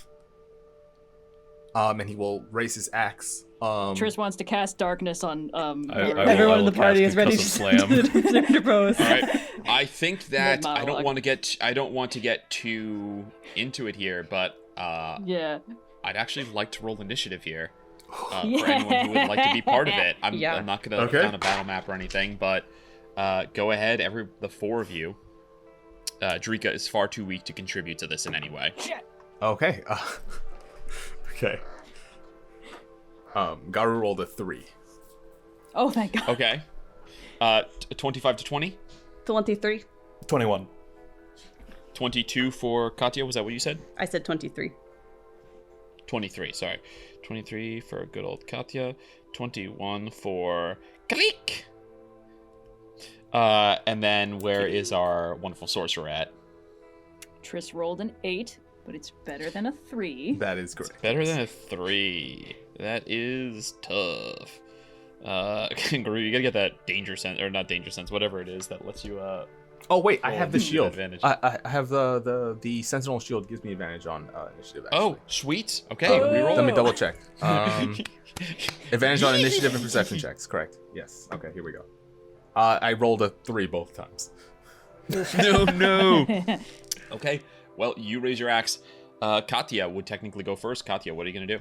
Katya will stand up from beside the side of the boar where she was crouching and very quickly throw a hand off to the side, and I'm going to cast a wall of force between the boar and Garou. Ooh. Garou's least favorite move. All right. Yeah. A wall of force springs to life between the... Do you want to make it like a dome over the boar? I think I'm just going to use the full length of the wall so that it would be incredibly inconvenient for Garou to have to go around it. It's really much just the immediate do not pass. It's a real you shall not pass. Yeah. Fantastic.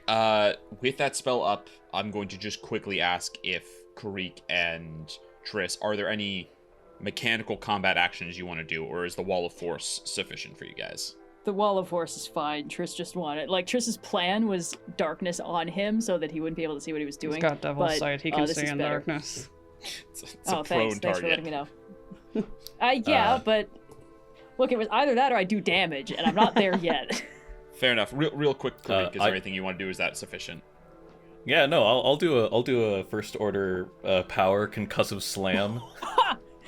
Okay. Strength saving throw, or else you take 3d4 force damage and are knocked prone. Cool. Cool. With a strength saving throw, that is a 27. Okay. I am going to do my overwhelming power. When a creature succeeds on a saving throw against a power you manifest, gain strain equal to the power order to force the creature to reroll with a -4 penalty. You must use the new roll. Ooh, okay. Oh my God. 12. Your ass is not Princess Mononoke-ing this boar. -4? 16. Yeah, so that's 12 plus 4. Fails. 16? Yes. Actually, I would like to say Trys doesn't do anything, but she gets halfway through about to cast command, and then she stops herself. Yeah, fair enough. I think you see, these other spells go off. Yeah, go. You're gonna take some damage, fall prone, Garou. Yep. Oh my god, that's right. Yeah, roll the damage. 34. Roll the damage. 7. Okay.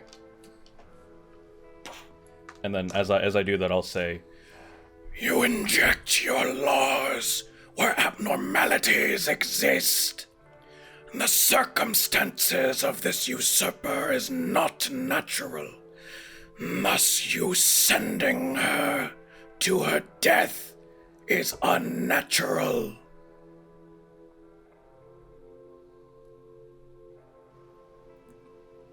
Garou on the ground sort of puts his hands, he grips his battle axe and puts another hand deep into the dirt, and he, when his turn comes up, he's going to stand up, but he's going to say, You are all fairly new here, so I will let you watch as this great beast dies in pain, in agony, and then we shall go find this usurper, and when the next beast lord comes, the next boar to take the throne comes around, the cycle will continue. all right, this is getting ridiculous. And when he finally stands up, he will misty step across the wall of force and put the axe back on the creature's neck. And he says, and he turns to the boar and he says, "Despite our differences, everything I do is in service of peace within the Beastlands. They don't quite understand. Forgive them." And he will raise the axe once again. Do not speak for me. Whoa. Put it on his back? Yeah. Yeah, he didn't swing. Bro. Okay. Yeah. Gotcha, we'll let Mark the wall where force you drop. would with where you would cut with the axe and then stow it instead. Drika just gives a feeble grunt as I'm going to say combat ends. That was tight as hell, The four of you stand. Finally, the good, the PvP. bad, the ugly style, looking at each other. Wow, wow, wow. I'm gonna let the force ball drop. I know that we are all of different moral opinions, but I think it will be pragmatic for us to let this Beast Lord live. If for no other reason, then I suspect our actions may result in her revival. And it would be better to have a Beast Lord who thinks of us as friends rather than foes. No. Pain Go ahead. and agony is natural. Should she be usurped after we deal with the usurper, that is the cycle taking hold. Someone is hijacking this cycle for their own gains. Yes, I believe we can. Or balance have something. you not been paying attention? Triss is at this point, now that she's like, okay, he's not gonna fucking murder this thing. She wants to be looking for, I guess she's assuming, tracks of a huge horde of boars heading towards the domain of the Bear Lord, just to get us like a heading. Because I think she's assuming, okay, it's a stampede. They're going in a straight line. Yeah, go ahead and make a survival check. Sure. 17. Yeah, there actually are. It does seem like they're not super fresh at this point, but that you get a heading in the general direction, which is generally mountainward, right? It's towards the domain of the Bear Lord, but you know, a better direction. The by the way, the failed religion check before, when you were like, I don't know if it's boar or bear, Katya, that was Ririus. The Bear Lord is male, so her domain Would be the makes a boar. very specific reference if you knew. But yeah, I think that now you have an understanding of what's going on. Just wanted to let you know what that was about. All good. All right. Triss, yeah, you, as this kind of, this Mexican standoff resolves, you head off and spy in the grass some trampling the cloven feet of hooves. The sorceress has the right idea. Enough talk. It's time to hunt. Well, at least the energy is focused in the right fucking direction now. Alright, should we walk or carpet? I imagine it'll be difficult to keep up with a horde of stampeding boars on foot, but I leave it to the hunters. Kireek's unfolding the carpet. Yeah. Katya turns Alright. around, Kireek's got the carpet like... Carpet is much faster. I think Yeah. it would only, even if you were to only fly like 30 feet off the ground or something like that, you can just travel far faster via carpet than you can on foot. So I think it only makes sense to your characters that this would be the way to go. Fantastic. Is there any final thing you would like to do to Drika before you go? Or are you going to leave her here as you found her? I think that you can, like, take because her what with she's you, but- experiencing. Yeah, what she's experiencing is like a weird divine like power transfer thing, so it's Yeah. not like a physical ailment we can do anything about. So I think Triss is inclined to just kind of reluctantly leave her and then just skedaddle. Yeah. Just try and solve this as fast as possible to actually, deal with the problem at its source. Katya will go and squat in front of the face of the Beast Lord, like little hunched over cat lady. We're going to do what we can to make sure that balance is maintained. I hope that it will be to your benefit. And if not, we will do what we can to ensure that your children are taken care of. You see, I think this is the first time you've spoken to her, right? Like, gone to talk to her. Yeah. You see that her eye, almost milky white, turns to look at you, takes a deep breath in. Whenever the Beast Lords speak, they don't quite, I think that only Triss has experienced, only Katya has experienced this up until now. They don't, like, move their mouth and lips like they're forming human speech. Mm-hmm. They just open their mouth and voice comes out. And so the mouth opens again. And you hear she says,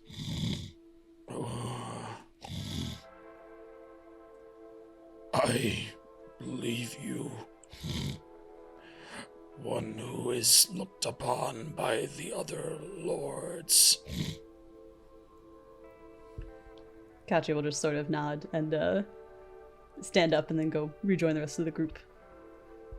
all right. One by one upon the carpet, giving yeah, Garou a little bit of a wider berth, perhaps. Sorry, go on. No. Garou will do two things. He'll cast Armor of Agathis on himself in preparation for the hunt, and the other thing he will do is he will turn and say in beast speech to Trika. Drika. Drika. D-R-I-K-A. Oh, Drika. Drika. D-R-I-K-A. Drika. Okay. He will say, "Die well, old foe."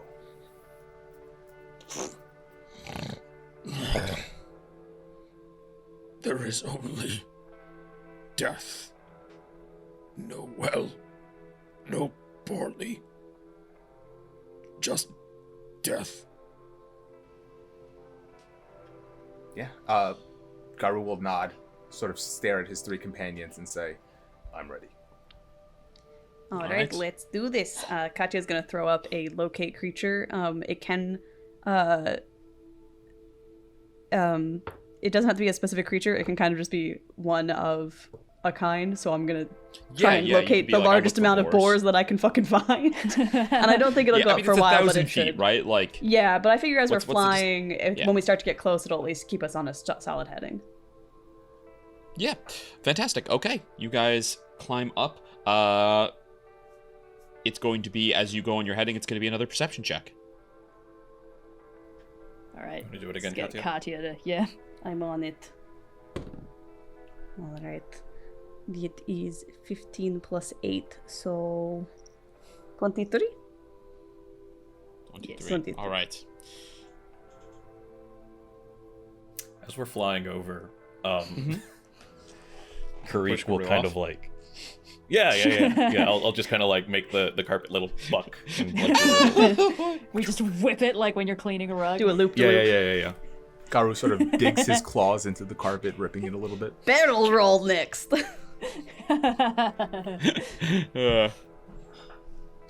Kireek will kind of like turn his head and address Garou and be like, and say, Lone wolf, no longer. Either you discuss your plans with the rest of this party, or be comfortable with further conflicts like this in the future. Garou will sort of stare down this bird. He says, "Understood." Can I get an insight check to see if Garou is fully comfortable with further conflicts in the future? Sure. I mean, you don't have to roll that. Yay. He's like, "Yeah, sure, bring it." Yeah, I figured, terms accepted. Yeah. Win-win. no, Kireek is very fair and is totally understanding of where Garou is coming from. Oh, boy. Party's getting more functional by the day. All right. As you fly, 28, I'm going to give you a little bit of... 23. Sorry, 23, my mistake. Still, it's extremely Still high. good. More than enough for what you're doing. With a direction now, and with a 23, as you fly off. In fact, actually, why don't we come back to our montage after a quick break? Ooh, Ooh. Okay. Ambitious. exciting. Too much RP. All right, we'll see you all in just a... I honestly, I'm usually very on top of the clock, and I just looked over, I was like, oh, we're right about there. All right, we will catch you all in just a couple minutes. Be right Adios. back. Sweet. Rolling with difficulty. Is your plug looking a little lonely? Never fear, 2 more Per Aspera crew members are coming to enamel pins near you. Now available on the Rolling with Difficulty crowd-made storefront are our Vhas and Virla pins. These beautiful pins feature artwork by our very own Wally, bringing Mistra Specialist Boy and our favorite Gith to solid, pokeable life. Unlike our previous pin sales, these boys are available right now. Just click and they'll ship. Supplies are limited, so get them while they last. Bring home both of the V team for a 10% discount on your pin order. So, what are you waiting for? Head on over to crowdmade.com/rollingwithdifficulty and pick up your Vhas and Virla pins today. Rolling with difficulty. And welcome back.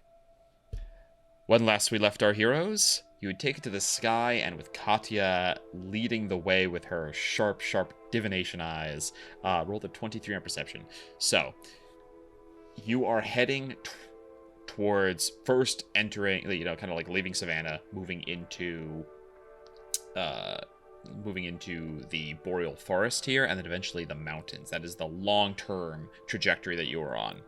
As you fly over, there are some things that you notice, and you can tell me if you have any interest in stopping at any of these, or if you are waiting for lots of pigs. If that's kind of you're like, there are distractions, let's just ignore these.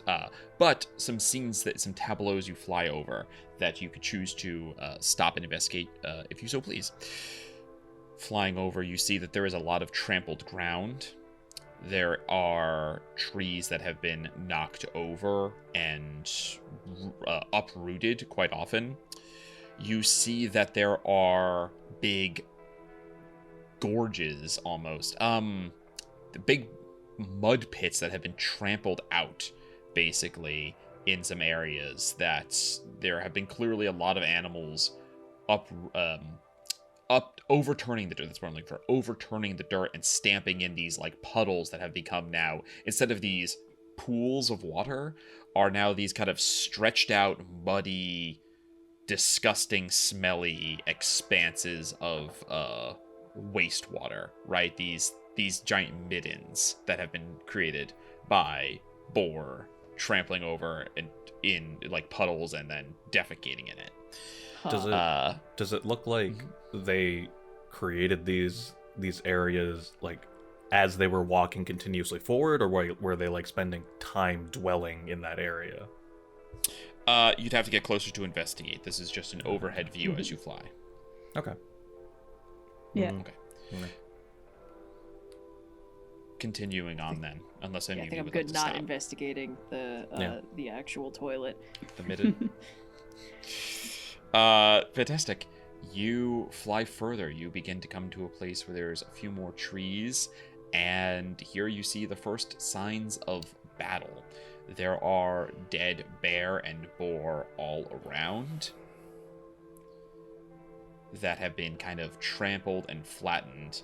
Hard to say at a glance flying overhead, like if there's more of one or the other, or what the scene is that you are looking upon, other than there was a slaughter here and a bunch of animals are dead and there is blood slowly soaking into the dirt and turning it to mud.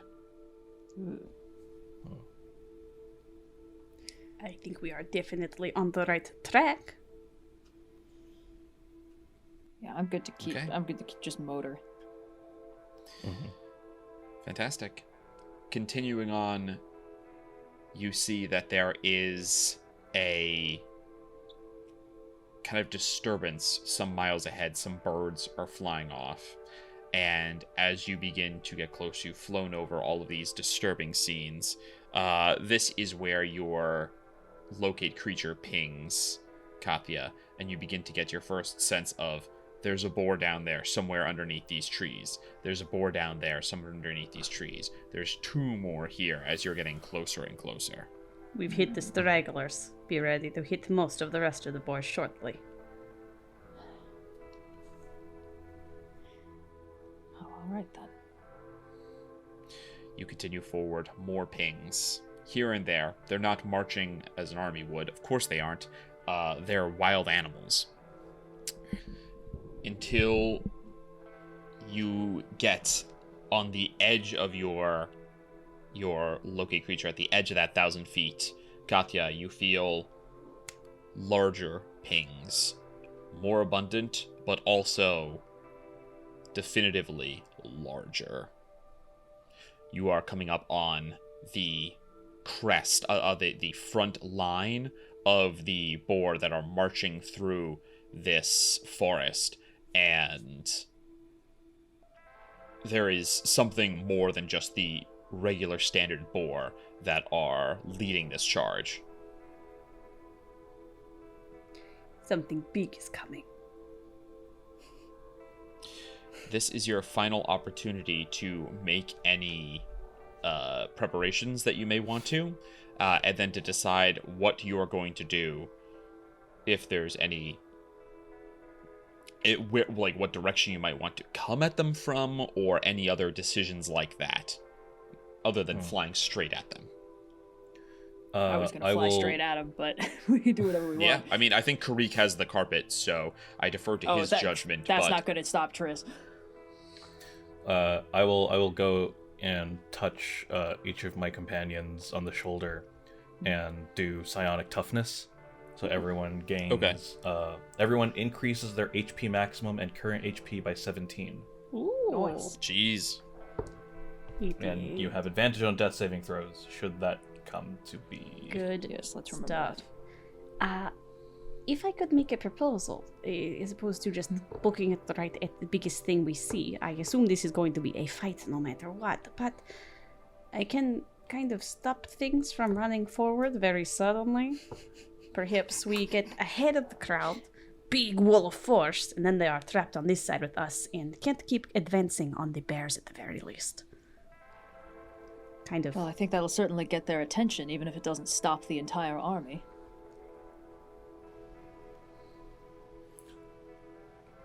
Do what you must, that seems adequate, but it seems that whatever is causing this unnatural disturbance is my target. I expect we'll find it at the front of the herd. On that note, is it like all tree cover? Can we not see, like... You can see through. It's not completely dense tree cover. You can see boar. I wanted to give you that 1,000 feet, right? So you can see them moving in this, and you can see boar running through the forest here. But before you got any closer, I wanted to give you that warning. If you want to get closer, I'll describe the scene that you see. Right. So it sounds like we're trying to get like a little bit ahead of the herd.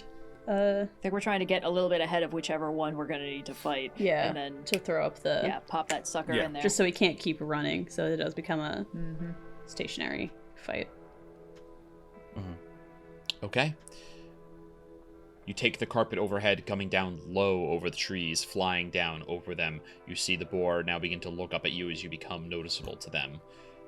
You crest over a few of them that had been obscuring your vision, and you see now at the front line, again, there's not like a long army, there's just a lot of them here trailing behind. You see three boars that are larger than the rest. One of them, I would say like size large, is a boar that is laden down with eyes all over its person, and some tentacles sprawling from its shoulders and back. A second, roughly the same size, is trotting along. It has an engorged belly that you can kind of see acid sloshing around in, and almost a big frog-like mouth, even with the tusks protruding. Oh no. And then, largest at the front, you see a boar even larger than any of them, who is almost completely hairless, just little tufts of coarse gray hair, wrinkled skin, kind of like folded back, like very diminished eyes, the nose like swollen and big, tusks protruding up but also forward, almost like shovels, and it is clawing its way. It has hooves and in addition claws that taper off the end of the hooves forward, leading the charge among all these other boar that are following it. Well, she could have said there was more than one. The Beast Lords don't like to do specifics. Give you Beetle map, please, Lord you a Voice little- of God. Oh, thank goodness they don't have unique icons, and I I need to don't figure out have how they unique look. icons for them, sadly. I think when I do the character art for this, I'm gonna have to use all regular pig pictures, which is a bummer, but you know. All right, yeah. So this is the scene you see. You're currently coming up from the south direction over here, from behind them. So what you would like to do is up to you. What's the range on Wall of Force? Yes, Wall of Force has a 120-foot range, so I don't need to be especially close, and it can... Oh, good. I'm going to basically be making a big, long line directly in front of where they're running. It can be... How long can this be? It's pretty long. That's 100 feet. It can be 100 feet. Because it's 10-foot panels, so... Oh, almost. So yeah, 100 will not quite get all the way across the map, but it'll get pretty far wherever you'd like to It'll draw at it. least get I'd their like attention. to center it on this main big guy so that I can hopefully at least stop the three Like so? mutated ones from continuing their charge with no interruption. I think that is awesome, and we'll go ahead and say that this is kind of the first in your a held action as you approach the carpets bringing down. Kireek, how low would you like to get here? Do you want to make it low enough that people can jump off no problem, or do you want to keep it high enough that you are kind of like out of the way and anyone who wants to get down into the fray has to like actually jump off? How high can I be before people start taking fall damage? 10 feet? 10 feet. Yeah, I'll be 10 feet up. We 10 might feet will keep wanna you be out of higher the than range 10 of- feet up. Was that? We might want to be higher than 10 feet up. I'm not going to backseat drive, but I have Featherfall, and I can cast that on up to 5 creatures. Anyone who wants to jump can jump, and there will be no issues. Oh, okay. Yeah. Then I'll if be I could like- drop right on top of the big one, that'd be amazing. I'll be like 30 feet up then. Yeah, Featherfall has a range of 60 feet, and I can do it up to 5 falling creatures in the range. And I think you might have seen me cast it before, so you guys know this is a thing I can do. Absolutely. So let's paint the picture, then we're going to roll initiative. You come up over the trees. How high up would you like to be, Kireek? I'll be 30 feet up. 30 feet up. Just over what basically most of these trees are kind of like 20, 25-ish feet tall at their tallest here. We're still kind of getting into the proper forest territory. And so just cresting over the tops of these trees, Katya, you go ahead and cast your Wall of Force if you'd like to draw it across the map there. I would love to. Draw tool. All right, go ahead. Hold on, I got to Go get the ahead, pink draw color so that it. we See know if it's I Katya's. care. Question: can you guys all see the names of the creatures? Yes. Yes. All except for Fantastic. one. Mutant Boar Usurper, Oh yeah, Mutant Boar Belcher, That one. Yeah. and The Lefty one on the Magoo. left. Yeah. That's Mutant see, Boar I somehow Eyeball missed Man. that one. Oh, That would be good. Mutant Ah, Tentacle nice. Boar. Who can resist a good mutant tentacle boar? Austin, is it too late to have done any preparatory stuff, or can I have like a Oh, chance okay. to get one last thing off? Fire away. I told you that you had that 1,000 feet of prep, so if there's something that you could have done there, I'm gonna call it initiative. They're going into battle, right? So, they're not like surprised necessarily. You're not gonna get a whole round of. Actually, that's not even a rule in the current. Yeah. That's not even a rule in the current thing. Like, I'm allowing the held action here. But if there's something you'd like to do in preparation in that 1,000 feet, then Kireek, yeah. But Okay, not yeah, like I just like and then to I drop manifest. fireball on them. well, no. I mean, I'd like to manifest naturally. iron. It just takes a whole action to turn into Colossus. Sure, fantastic. Yeah. Yep, and but it lasts for a little while, right? Yes, 10 minutes. We're so X-Men coded Yeah, this exactly. campaign. Yep, that's exactly I'm what this is sitting for. standing on a carpet doing the Jean Grey hands on the temples. Yeah. We got fucking Colossus rolling in here. Oh no, I'm Iceman. No. No, You could be save Emma me. Frost. Hey, How do you he's an feel about omega having level your mutant. tits out all the time? I could be Emma Frost. Emma Frost. Well, Could be good. Sorry, say that one more time, Sophia. How do you feel about having your Oh, tits yeah, out all the Frost. time? I love Emma Frost. She's a queen. That's but what her I thought you outfits said. I are was just double checking. she's the queen. She is the Had to queen. burst She's the out. White Queen, literally, depending on which comic run Yeah, you're reading. yeah. Fucking love X-Men. All right. That makes me beast. So, Yeah, You I would, watch I as- would say Sabretooth maybe Yeah, could be well, a strong contender. Sabretooth Sabretooth is, yeah, Sabretooth. but Yeah. Sabretooth is not far an more X-Men, accurate though. personality. Not Well, an well, actual- no, not really. If Depends. anything, Are then we you're talking Wolverine, like what you're- era? You know. I mean, yeah, he was on Krakoa. He was released despite his war crimes. Okay, you come through the trees. The wall of force goes up. Kireek, you steal up, and you watch as the shimmering wall comes into effect. A bunch of the boars skid to a stop. The boar usurper turns around with his beady little eyes and looks up, squints at you guys, and says, "These bears fly?" And you hear one of the boar belcher looks and says, "No, they appear to be people." And then you hear the usurper goes, "People fly? Let us chew upon their corpses." And then we're going to go ahead and roll initiative. Big Behold energy right there. This is the first experiment we found. Well, this is the first experiment I've encountered that talks. That feels significant. I mean, the abomination spoke to you. I mean, yeah, but can those guys were talk. people first. Gork can Kireek doesn't count. Kireek is a friend. Kireek is friends, not food. Also, Kireek is not an experiment of what seems to be fucking with the mind flayers and That the is elder true. brains. That's true. Like, it's a whole different animal, literally. Also, these the followers are minions, Okay. so normal minion rules apply. Excellent. So it's not really so much as the chest is never empty, so much as there are a bunch of smaller chests that are never empty that you have to keep referencing. There are a bunch of smaller chests that I have to keep going to. All right. None of these guys are Dexy boys. Oh, that's good Sexy, to know. yes, but not Dexy. Okay. What? All right. Just cut this part out. All right. Let's see No, if keep I it, can keep it. juggle all of this nonsense. Okay, let's go ahead and get your rolls. Jesus fucking Christ, guys. Give them a chance. Absolutely not. Oh, these poor non-Dexy boys. They're not Dexy. They're just sexy. We gotta stop calling the giant squid animals anything like that. Tentacle boar, but to the tune of Material Girl. Mm-mm. No, stop it. You're not playing a bard this All time. right. Tentacle boar. So, what is your dex?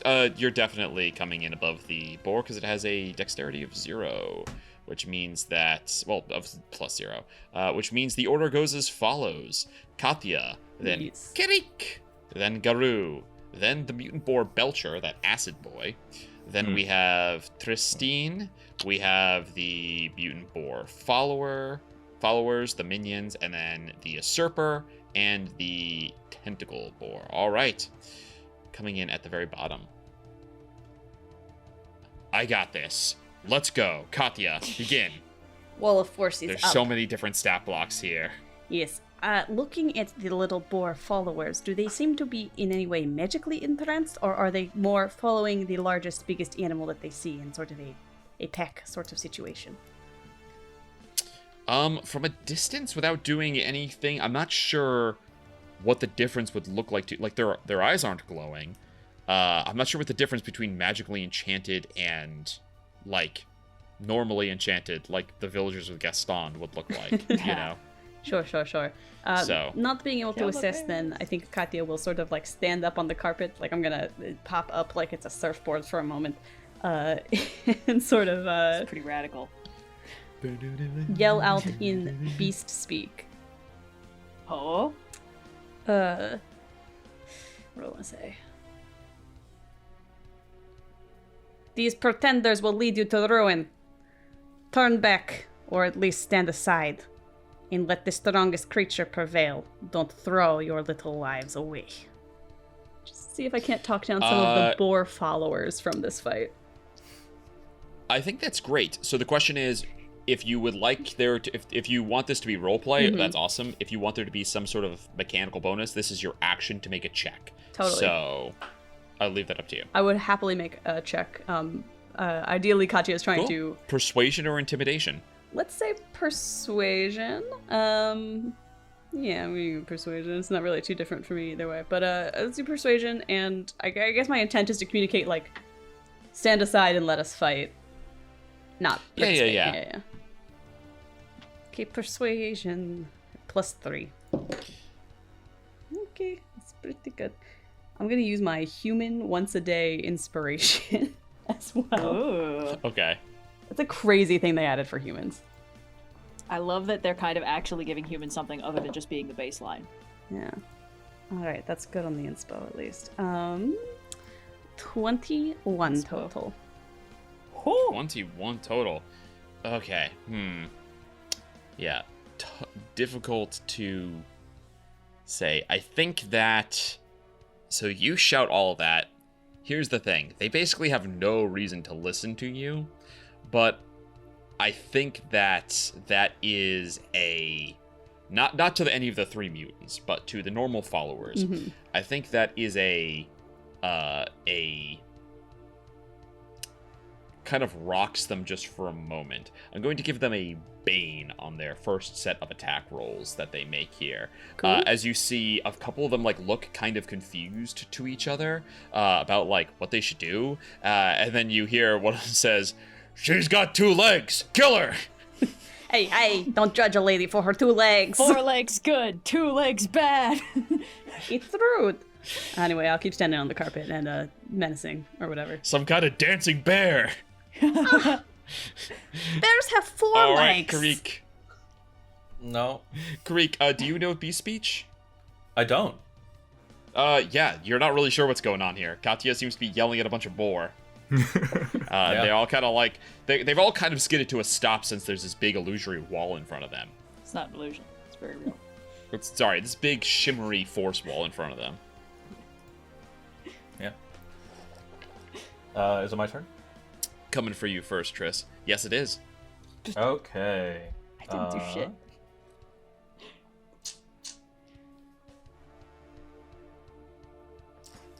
Okay. I will bonus action amplify Garou. Just like Naturally. naturally. Nice, and I don't gain any strain. And then for my action, I will beam gaze the Yeah. mutant boar usurper. Okay. Constitution saving throw. Con save. That's a natural 1. Ooh. Nice. Oh. Now, Okay. also, I feel like normally this is not information I would provide because I feel like it's a little bit meta, but I feel like maybe it is important to provide this for you because it hasn't super come up yet, but you are choosing the order of the adventures you go on. This means that you got to certain ones, the ones you've already done, early, which means by counter, on the other hand, the ones you're getting to now, you're getting to later. You are early enough that the mutant boar usurper is not yet legendary. The Driga is not dead. Driga is not dead. So he is not the Boar Lord. He is not a legendary creature yet. He has no legendary resistances. Ooh. Oh. So it's a pretty damn good thing we didn't kill that Boar Lord back there. Damn. It's just one... yeah, I mean, I don't want to... Just the Boar Lord being dead isn't enough, right? Like, you gotta kind of also be the one... Like, it wouldn't be like... It's not like, it's in her and immediately going to the next person, right? Like, his actions are getting him there, currently. So, her being dead, yeah, it wouldn't have been quite that easy. It's not like he would have had legendary resistances suddenly. It's you guys getting here before he can, like, rally all of them to him and fully usurp her title that has prevented her from prevented this one from having legendary action. Sorry, legendary actions and usurp legendary and resistances. Not usurp? Like usurper? Is it not how people say it? I've obviously heard usurper as well, but I've also Really? I've never heard saying it wrong. usurper. Yeah. Oh, Fascinating. wait, which way do you guys say it? Usurper. Usurper. Usurper? I mistake that. Yeah, with a Y, right? Maybe. No. Kind of like Perhaps, you. perhaps I'm you are the perhaps I've been wrong surfer. this whole time. The usurper. Not usurper with double O. Okay, anyway. All right, 3d10 take your force turn. damage. Yeah. Oh, sorry. Yes. So yeah, gonna take them. God, God, gonna whatever's take going on the in that max. upside down tree is gonna be a nightmare. I know. Correct.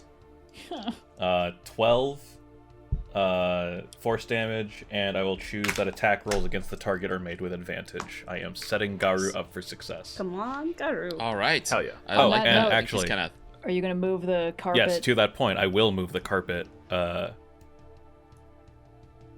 here, 30 feet above. Oh, and I also need to manifest this power too. Give me a moment. Nice, 6. No strain. Hell yeah. All right. Never like punished. clockwork. All right, Garou, what you gonna do? Garou is going to stand up on the carpet. There are rules for fall damage if you land on another creature. They can. Yeah. You can attempt to make them take half the damage. Yeah. His back is going to be towards his target down below, and he's going to stare at Katya. He says, "The elk has given you many gifts." As he sort of like stares at her and sort of falls back and twists around, puts both hands on his battle axe and with force. And halfway through the air, he's going to put his hand on his chest. He's going to cast Spirit Shroud, as like these illusory spirits of like bugbears are sort of following him down like a trail. And he's going to bring his axe down. So does he not want Featherfall? Does he not want Featherfall? No, I don't want it. It's fine. Okay. All right. Alright. Do you want to try to land on the boar and make it? Yeah, we're on gonna the land on the board. Yeah. usurper. All right, Yeah. cool. So the boar is gonna make a dexterity saving throw. Oh no, nope. I thought that was a 19. It's a 12. He fails, which means you fall 30 feet, so you're gonna take 3d6, but you're only gonna take half, and he's gonna take the other half. That is 8 and 9. So you're each gonna take 4 points of bludgeoning damage as you kind of land on him, and then your spirit shroud. Go ahead. Let's put you. How's right there treat you? Yeah, perfect. Okay. How do okay, cool. Are you gonna attack a spirit shroud a bonus action or? Spirit Shroud is indeed a bonus action. This gives me an additional, I believe, 2d8 now. Whenever any attack you make deals an extra d8 at a 4th or higher, this is being casted. It deals in this, so 2d8 from Spirit Shroud, a d10 from my battle axe, a d8 from Kireek. 2d8. 2d8. 2d8 plus you got advantage plus you get your sneak thing from being a bugbear. Oh my god! Thank you for reminding me. Okay, this is a stupid amount of damage, and a lot of stuff is about to destroy Garou. That's fine. Well, a lot of guys are about to be wicked pissed. Ooh, wicked mad. It's a disgusting array of 4d8. dice too. Why are they all different? 2d6 and a d10 because I'm two-handing this. First, let's hit at advantage. 14, natural 14. You missed. I believe that hits. Plus. 24. If it's Yes. yeah, that'll hit. Okay, cool. Come on, Roll Garou. off this. This is a stupid amount of damage on this roll. At least the But second how- attack will be less. How funny yeah. would it have been if you had just missed and bounced off it? That'd be so funny. 10, 16. Like a squeaky You go to dog cast toy sound. Featherfall? No need. I've got like a Bruce Banner jumping out to become the Hulk and Yeah. just splatting You on wanna know who the I Rainbow am? Bridge. Okay, so You get the it's twisties halfway through your 31, backflip, like, wait. damage in total. 6 of it is is necrotic damage. The 6 is reduced to 3, Oh, okay. but so you said sorry, how much? It was 36. 31 total. 31 total. So then minus 3 is 28. Yeah. That's still a stupid amount of damage against this guy. That's like a substantive percentage of HP. Cool. I'm not even raging. Anyways, second hit. Well, if you were, you wouldn't get that sweet 2d8 from now. Is the Spirit Shroud every attack, or is it once per turn? Every I attack. thought the 2d8 is the 2d8 not from Kireek or? I have He had a 2d8. bunch of 2d8s. It was 48. never mind. 2 from Kireek, 2 from Spirit Shroud. Gotcha, my mistake. Okay. Plus your I- what's your barbarians or your bugbear sneak attack give you? What did that give you? I didn't. Oh yeah. No, I rolled 8 on that. It was 2d6. So. Gotcha, 2d6 plus your axe. Just Yeah, damn, yeah. Jesus. So the Yeah, second they're hit gonna I have don't to think kill you. will hit with a 16. Oh damn, they're gonna have to kill you. Damn. I think we're gonna have to kill this guy, Boar Usurper. Total of 16 will Yes. miss. Okay, Not by a yeah. lot. Second They are attack will just miss. big pigs. They don't Yeah. have great AC. That's all I got. All right, that's all you got. That's still crazy. All right. No, did you roll with advantage because Kireek's... Yes, I did. Okay, sorry. Oh, damn. All right, cool. Now it is going to be the Belcher's turn. Let's see. One creature. Oh, I thought it was a line. Not a line. Uh-oh. All right. It's actually a wiggly S-curve. Yeah, it's a one shot. Who does he want to take it at? That's the thing. Intelligence of 6. Yeah, I mean, I think it's not super tactically sound, but I don't know, these guys are the most tactically sound. I think they're just going to kind of beat the shit out of Garou. All right. No, not the tank. Yeah, okay, here we go. Or is he gonna hold on, what's his speed? He's got 50. Oh, he can get over there. Oh, Oh, okay. but you're kind of squished in. He can't really get to you actually because you're kind of squished in. So yeah, he can't fit in that space. You could smush Alright, his so face he up will against go the over window here. pane, you know? Let me double check his reach. He doesn't have a reach of 10 feet. Oh, he can hold on. He can occupy the space of the other boar for Yeah. one turn during his turn. So he can go 5, 10, 15, 20, 25, 30, 35. And he'll have enough to get back out of there after he gores you and tramples you. Oh, Bounces okay. you like a Great basketball. fun. All right. 2 attacks with its... he has no special charge ability, so he will just attack you with its... Oh no, 1 with tusks, 1 with hooves. All right, here we go. Okay, the lowest is an 18, the other is a 28. Both will hit. Okay, so that will be... For the tusks, that is 10 slashing and 5 acid. Oh, huge. Okay, hold up. Wait. He's gonna take 20 points of cold damage from my armor of Agathis. It has. Yeah, Oh my boy. god. I have 1 temporary hit point left on that. Oh, So if he hits me again, he's okay. taking another 20. Again, he's going to. Which he's going to because he hit. So Oh, the that's next delicious. damage... The next damage that comes in is going to be... it's basically the same since it's bludgeoning and acid. 9 plus 5 is 14 bludgeoning Okay, and 8 acid. so 22 total. Gotcha. Yep, He'll and take he'll take another. another 20. Yeah. 40 points of damage. You didn't hit him once. All right, then he'll move back out. And that will be the end of his turn. That was the Belcher, which brings us to Triss. Yes. You're 30 feet up in the air. Your lightning is not going to be able to shoot a line through both of them. You're going to have to shoot down onto one of them. If you want to make it acid if you want to like transmute it to acid at the acid boar, that might be helpful. Yes. So that is one option of the things that I could be doing.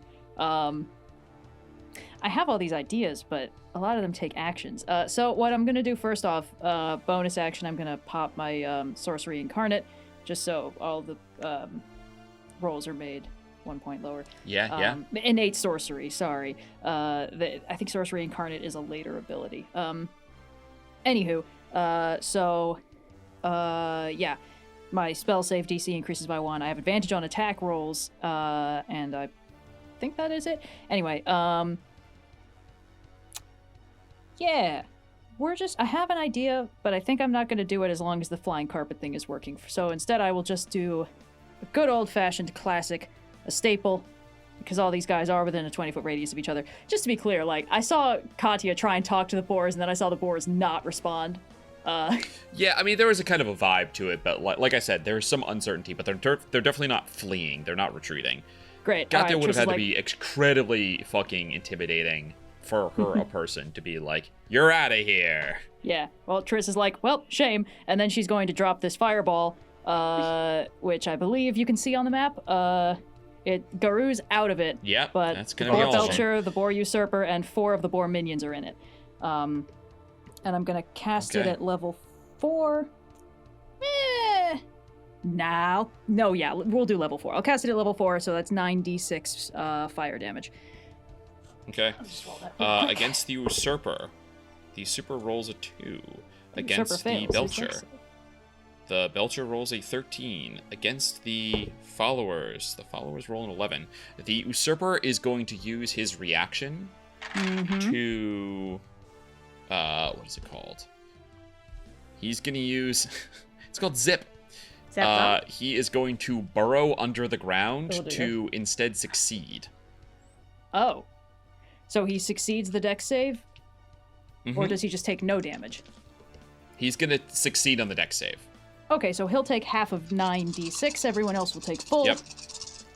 Yep. All of these guys are going to fucking eat it because... all of these minions are going to eat it because they failed a saving throw. 27, 29, 33 fire damage. Okay, so I'm just gonna 33 to the Belcher. Now. Yes. And that means 15, 16 for the Usurper. Yes. Okay. Does that end your turn? You watch as fire just erupts, sublimates snow. And a bunch of these boars just go up squealing. And the other two are not looking great from it either. All right, that brings us to the Followers. They are going to move in. They have a speed of 40, so let's check. They can move. He's also underground now, so they can move through his space, actually. 5, 10, 15, 20. They could also stand in his space because they're allies and he's more than one size class larger than them. They can share a space. 1, 2, 3, 4, 5. I don't know why I'm counting like that. 5, 10, 15, 20, 25, 30. Let's see if this guy can make it. 5, 10, 15, 20, 25, 30, 35, 40, 45. Okay, yeah, he can make it. 40. But that's 40. Fine. He's still within melee. Okay, cool. These guys are going to make their group attack against you. So that's 3, 4, 5. It's +6, but there is a bane on this because of Katya's thing from before. AC of 15 right now. Oh dear. Okay, good to know. Not the dickhead. What do you want me to say? Yeah, I don't think that's going to hit. That's 7 plus 6 is 13, and then with the Bane, it's going to be down to an 11. Aw. You're welcome, Garou. You watch as they come in. Garou, how do you prevent yourself from getting absolutely gored by these oncoming boars? So with each individual snout, he sort of just pushes them back with his 10-foot reach, carefully avoiding the tusks. Hand on the top of the head. All right.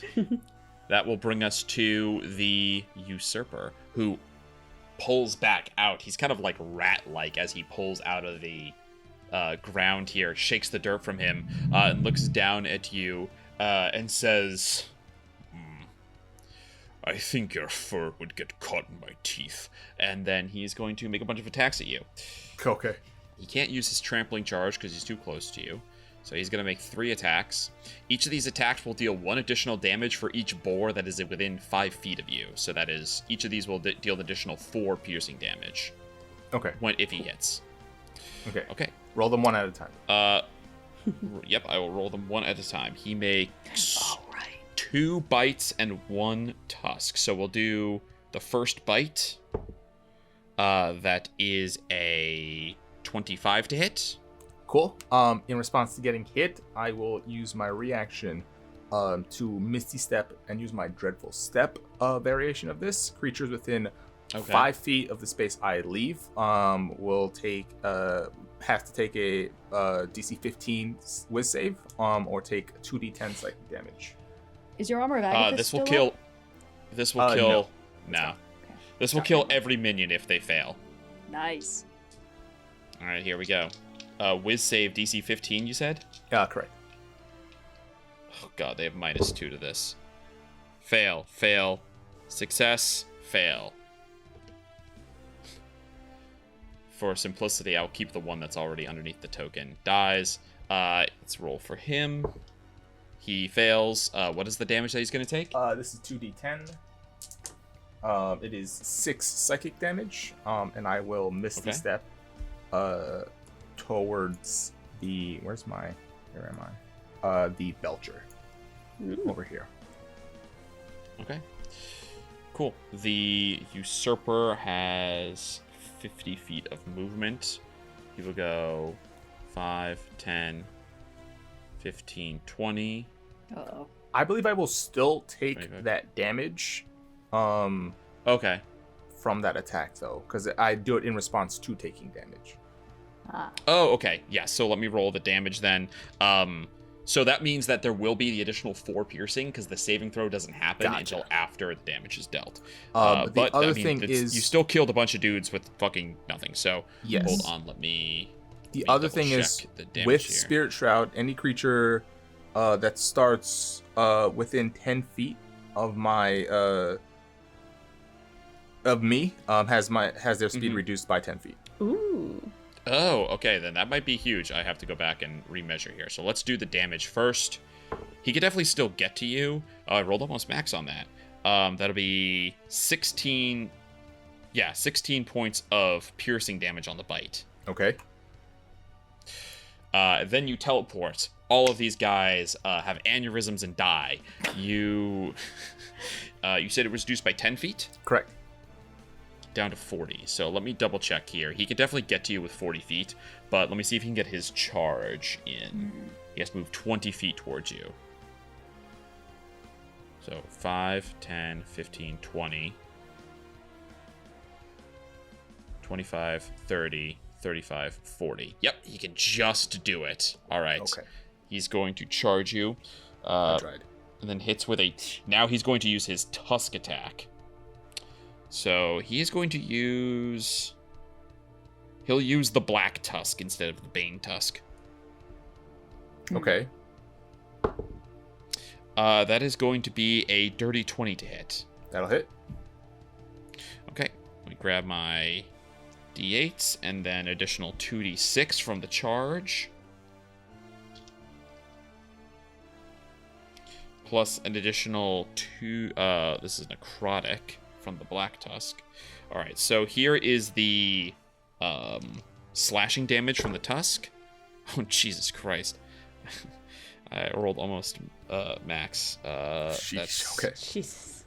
22 plus 5 is 27 slashing damage. Okay. And then an additional 5 necrotic. Okay. And you need to make a con save. Ooh, oh no, con save. Oh no, don't throw me to that that's briar a dirty patch. 20. Okay, you are not prevented from regaining hit points. Cool. He is though, by the way. If any creature hit by my spirit shot attacks can't regain hit points until the start of my next turn. Ooh. All right, that's his Tusk. He's got one more bite against you. Okay. You get 2 bites and 1. Yeah, that's going to be a 24 to hit. So that's going to be just 9 slashing. Okay.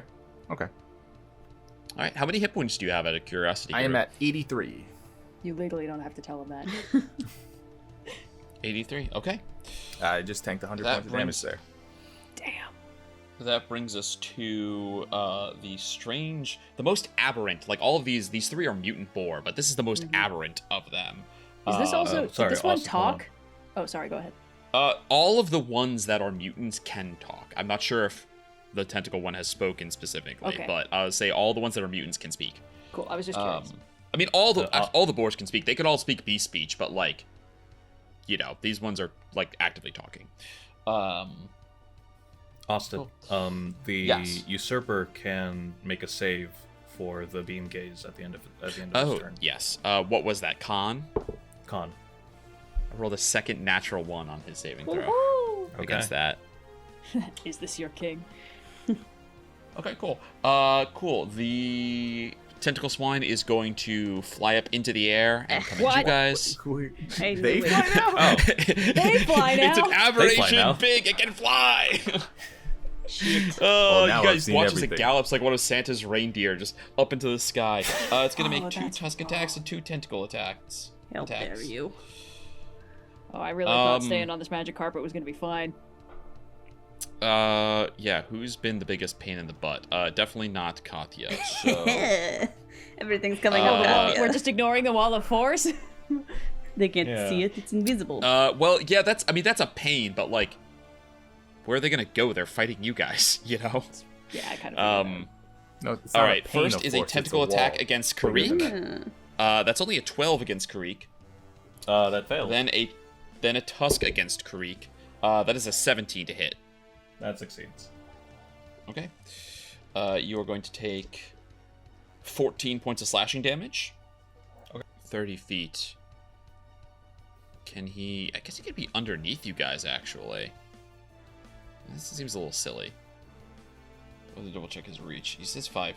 No, his tentacle is 10 feet. Okay. He'll make his second tentacle attack against Triss here. Yep, let's do it. That's a 20 to hit.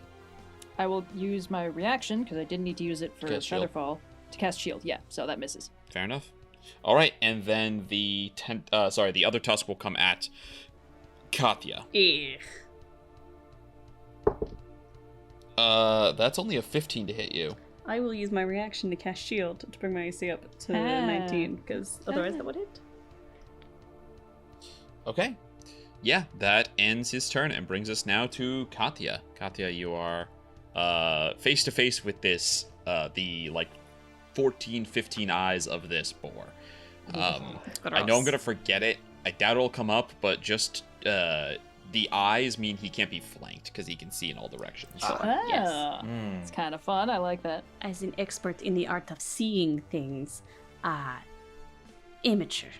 But I'm going to immediately heel turn around, and I'm going to take the briefest of moments to mourn all the boars who I failed to get out of the way, and then do a big fireball that should be able to hit the Belcher and Usurper, but not my teammate. I think if I aim yeah, it that's just gonna so suck, isn't it? I can... Yeah. Yeah, you can place it just so it... Yep. Yep. Love drawing circles. Yes, right here, I think, on the map currently. Amidst the corpses. All right, dexterity saving throws from both of them. DC 17, please. I need to get out some eats. The Belcher actually succeeds with a natural 19. He can The take... Usurper will fail, but will use his reaction to burrow underground. I would like the Belcher to actually take a 12 on that roll, so hopefully that gets him a little closer to failing. He has +0, which means he's going to take full damage on this one. Great. Let me get 8d6 out. 30 even fire damage. Nice. This Belcher is not looking good. Alright. What else is new? Whoa. Oh, wait, this guy does not take 30, he takes 15 because he burrows. Okay. Yep, Belcher is looking bad. It's so sad. I came up with the name Mutant Boar Belcher, and he's just gonna fucking die like some chump. He's gonna die like some fucking chump. Alright, yeah, another fireball. Now, at this point, you have gotten rid of the snow. Trees are blasted into blackened bare stands in this area that has been fireballed twice in a row. This can't be You good for the see environment. dirt is... I've kind heard of that controlled birds smoldering. can be good. I don't think there's anything controlled about these. I don't see it spreading, do you? It does catch. I believe it says that it catches everything catches on objects fire. that are not worn or carried. Yeah. Well, in the radius, but like... Yeah, that won't spread. Alright, All right, Katya, Katya, anything else you'd like to do? Nope, just stand there menacingly. Okay. Kireek. Okay. Kireek. I'm gonna do flay on the All right. tentacle boar. Okay. Intelligence saving Tentacle throw. boar. Oh fuck. This guy looks pretty dumb. Yeah. I'm upcasting this to be 4th order, so it'll be 66 psychic damage on a fail. That's a 3 minus 3 is 0. Cool. Ooh, there has to be something for that. There is actually something that happens. Let's see. This is the first damage he's taking, by the way. Interesting. You guys didn't Okay. hit him yet. 17, and then what I'm going to do is... do I want to gain 4 strain for this?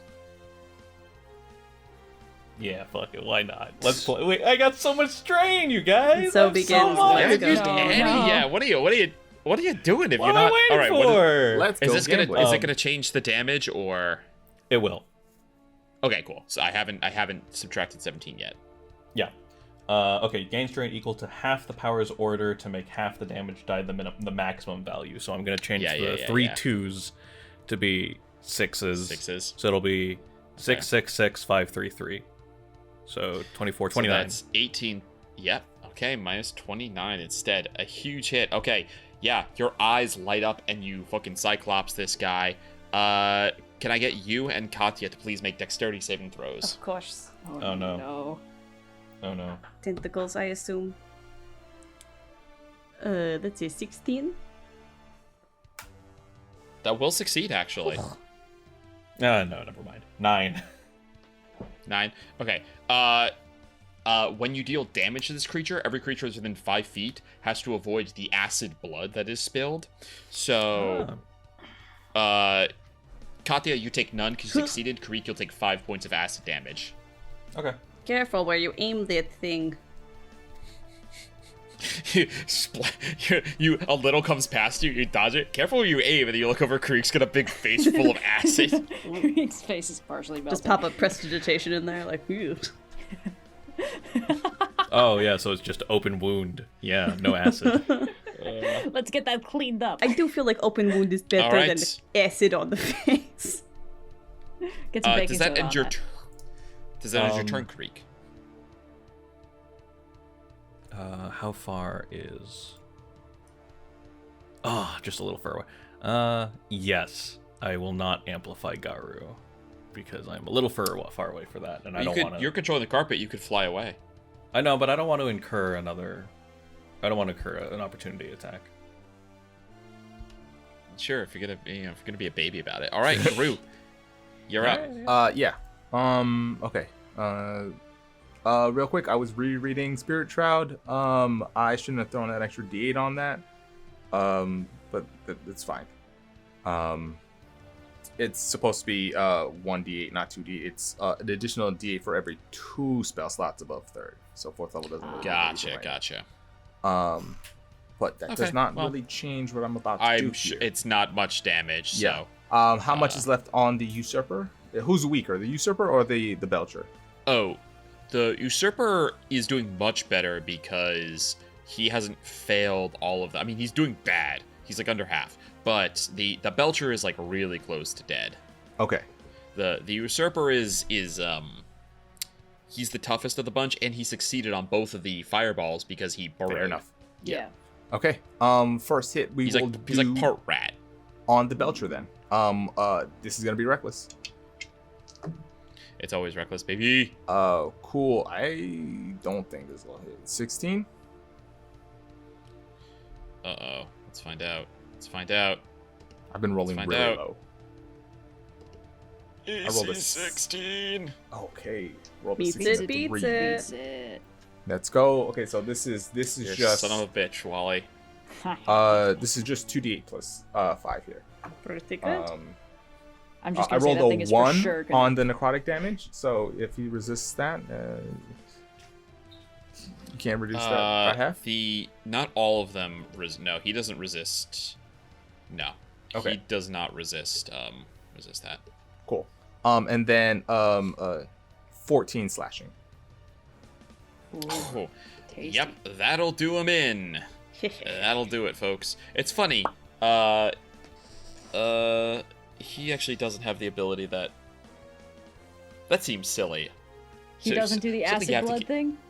Yeah, something you have to keep in mind is that these are stat blocks that I've all modified, and I didn't add it, but it feels like an oversight. So I'm actually going to say this is the first time that anyone that has hit him from within 5 feet. So I'm going to say he also has acid blood. This is our get back for Fair enough. extra The D8 D8. last turn. Yep. He also has the acid blood ability. I think that's only reasonable that he should have had it too.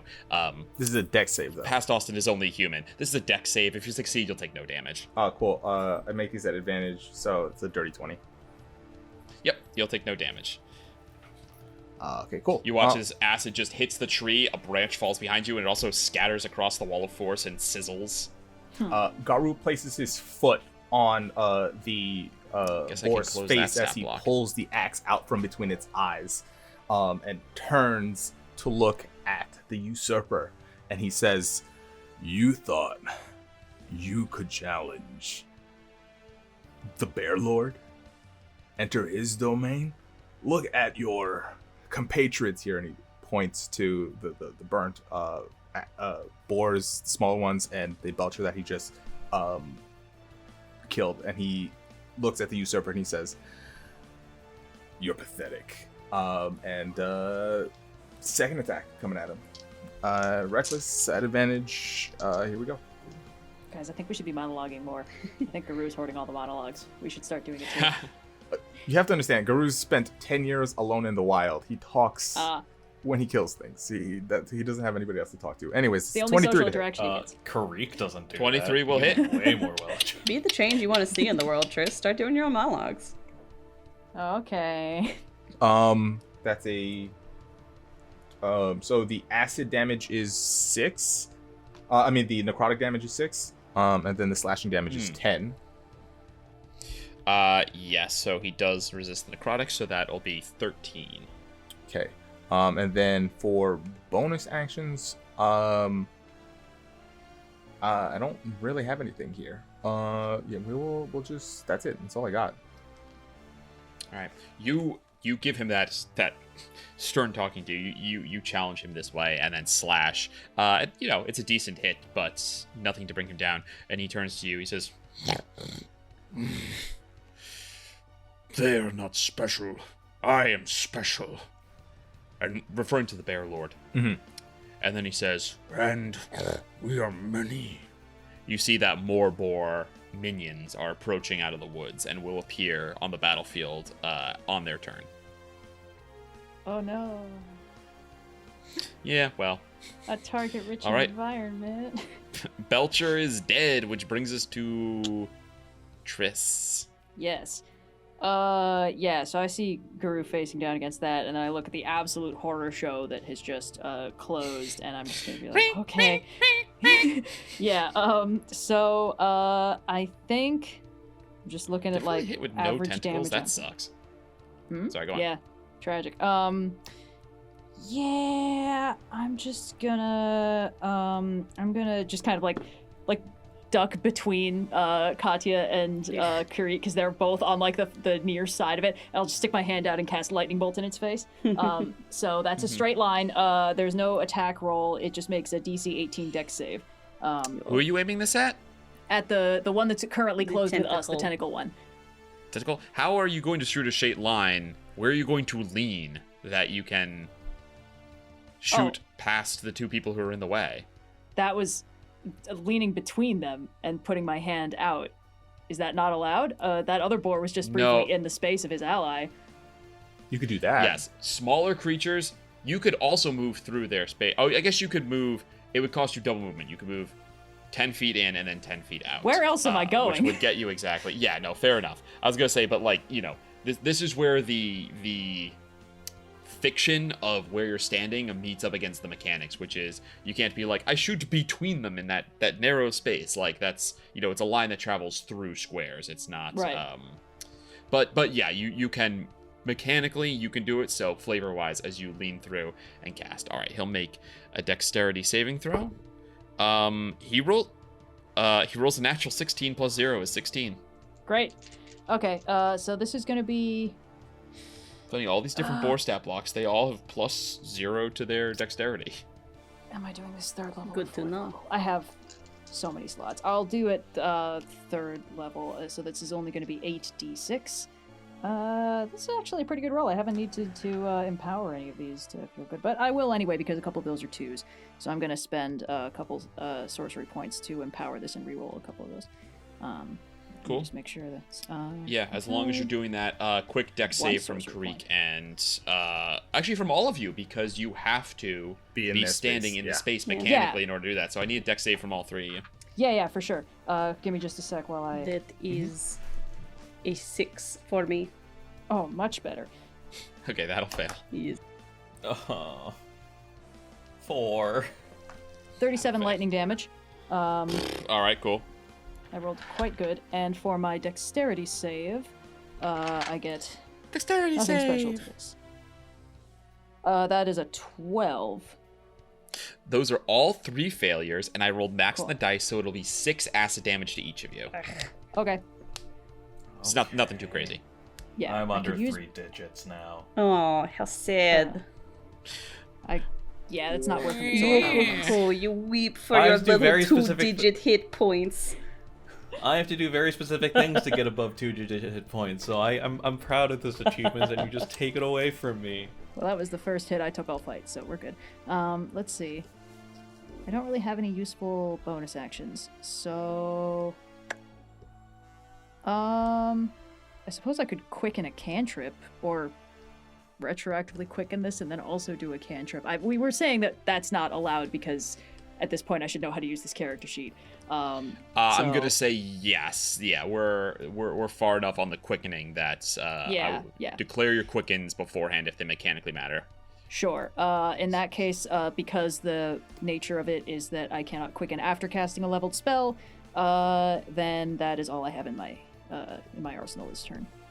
And I'm going to pop back behind Katya and Kireek. Okay, fantastic.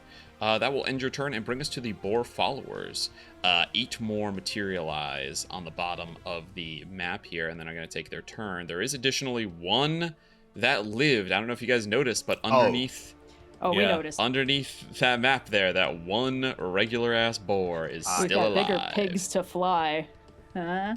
Okay. Ooh, The that's boar almost that inspiration Didn't worthy. feel Almost. 5,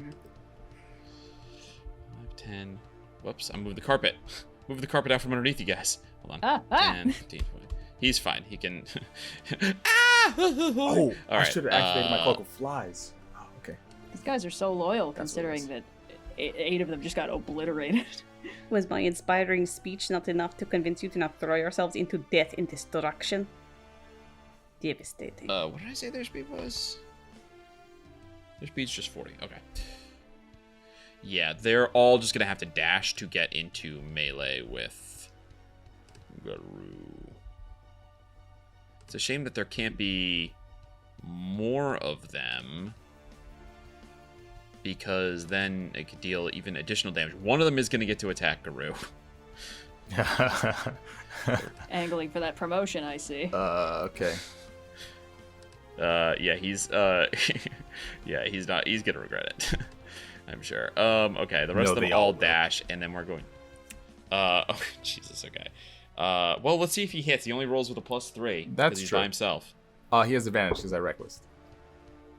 Oh, okay. 21. That'll damage. hit. Okay. I'll take the damage, and then in response, I will You will dreadful take step. 4 damage. Okay. Then I do need you to make a before you get to do this, I need you to make a charisma saving throw. Okay. Okay. That is a 12. Oh, buddy. 12 will just fail. I will use my talisman, protection of the talisman, to add a D4 to that.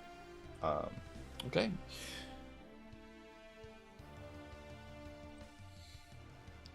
It is a DC 13, so yeah, on I your rolled a one. success, Yeah. on your success, you are not baned. So the Tusks can do one of 2 things. They deal the extra necrotic, you saw that last time, or they can bane you. As basically you get, like, gored real bad, which makes it hard for you to fight. Makes sense. So, like in real life. Yeah. No, it's a little bit more supernatural than that because of the charisma. But anyway, yeah, so he deals 4 damage to you. I'm not sure if you got that. Yes. And then you're going to deal how much fucking damage to all these They fuckers? need to make DC 15 whiz saves or take 2d10 psychic damage. 2, 3, 4, 5. Okay, 5 of them need to make whiz saves. Okay, what was the DC? 15. I think there are... 15. They see. do... They have -2 to this. Fail, fail, fail, fail, fail. Okay, yep, every single one of them is going to die. Hell yeah. The usurper is also within 5 feet. I'm gonna roll for him. He's not a minion, so he's not gonna auto die. Right. We'll do the damage on him. He's actually gonna succeed, believe it or not. Okay, he takes no damage. But I will Literally just barely succeeds.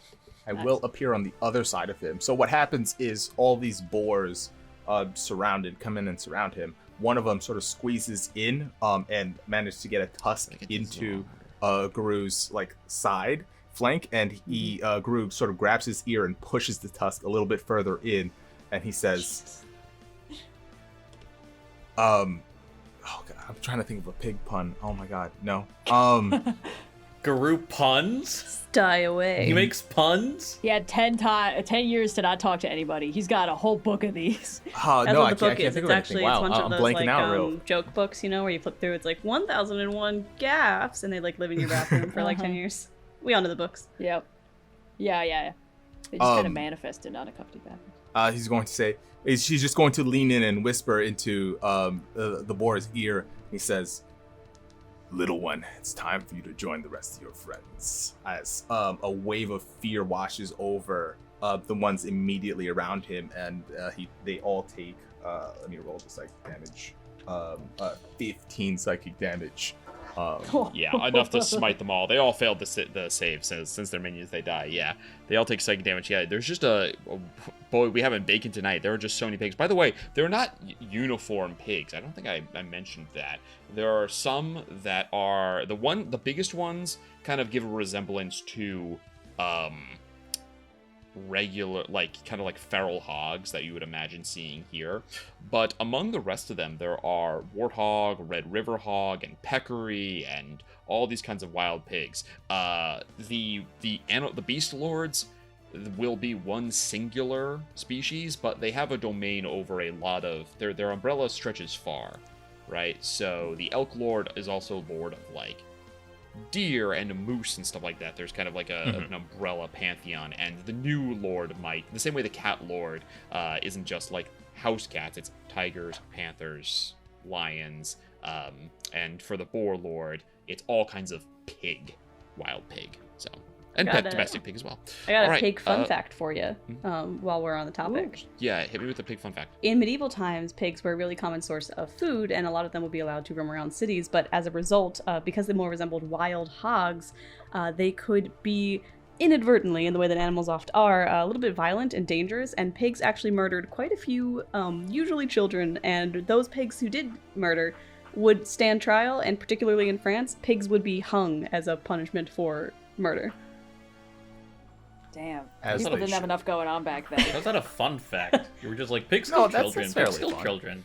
I mean, the pigs idea of get a pig character standing witnesses? trial in a way where we have a historical document of this is how much it cost us to imprison and then try this pig. This is the cost of having the judge come out and everything. That's crazy.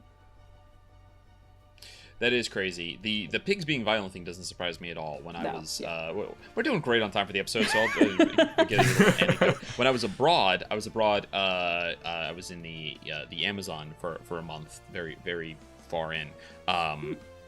Took many modes of transportation to get you there, and they would just spend a lot of time hiking around on these thin little trails that the researchers used. And they were like, the animal that you need to be the most concerned about if you encounter it's not any of the cats that are there. There's mountain lion, and there are, of course, jaguars, which are larger. It's not any of the wild dogs. It is the peccaries. The peccaries are by far the most dangerous animal that you will encounter, for roughly the same reason that hippos will, which is roughly the same reason that all herbivores are dangerous, which is predator that is nervous will say, I will leave, because they are used to being in charge, and if they're not in charge of an encounter, right, if they are not the more dangerous, they'll just leave. An herbivore that's in danger will go, well, I either die to this predator or I fight and die. So they will fight way more often with really no regard for their own bodily safety, because they basically assume they're dead anyway. So, and because they can travel in such large groups, the pigs are way more dangerous than basically anything else you can come across. Nice. Anyway, so that might have been inspiration for this encounter. Yeah. So Either way, I just smoked 5 of that them. is- Misty stepped to the other side of the usurper, Smoked and I sort of poke him in the back, like, I'm right here. A nice hickory flavor. He's gonna wheel around, his little beady eyes blinking. Fine smoked. Triss, there you might feel a little kinship. He does have a sunlight sensitivity that makes it hard for him to perceive in daylight. That's really funny. I got over to mine know. years ago, so skill issue.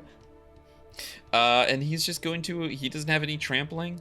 When Triss was young during 2nd edition, she took the sunlight sensitivity bane, and then she adjusted as she got older. Oh, I'm stupid. All right. We're gonna do it on this turn. Is it fair?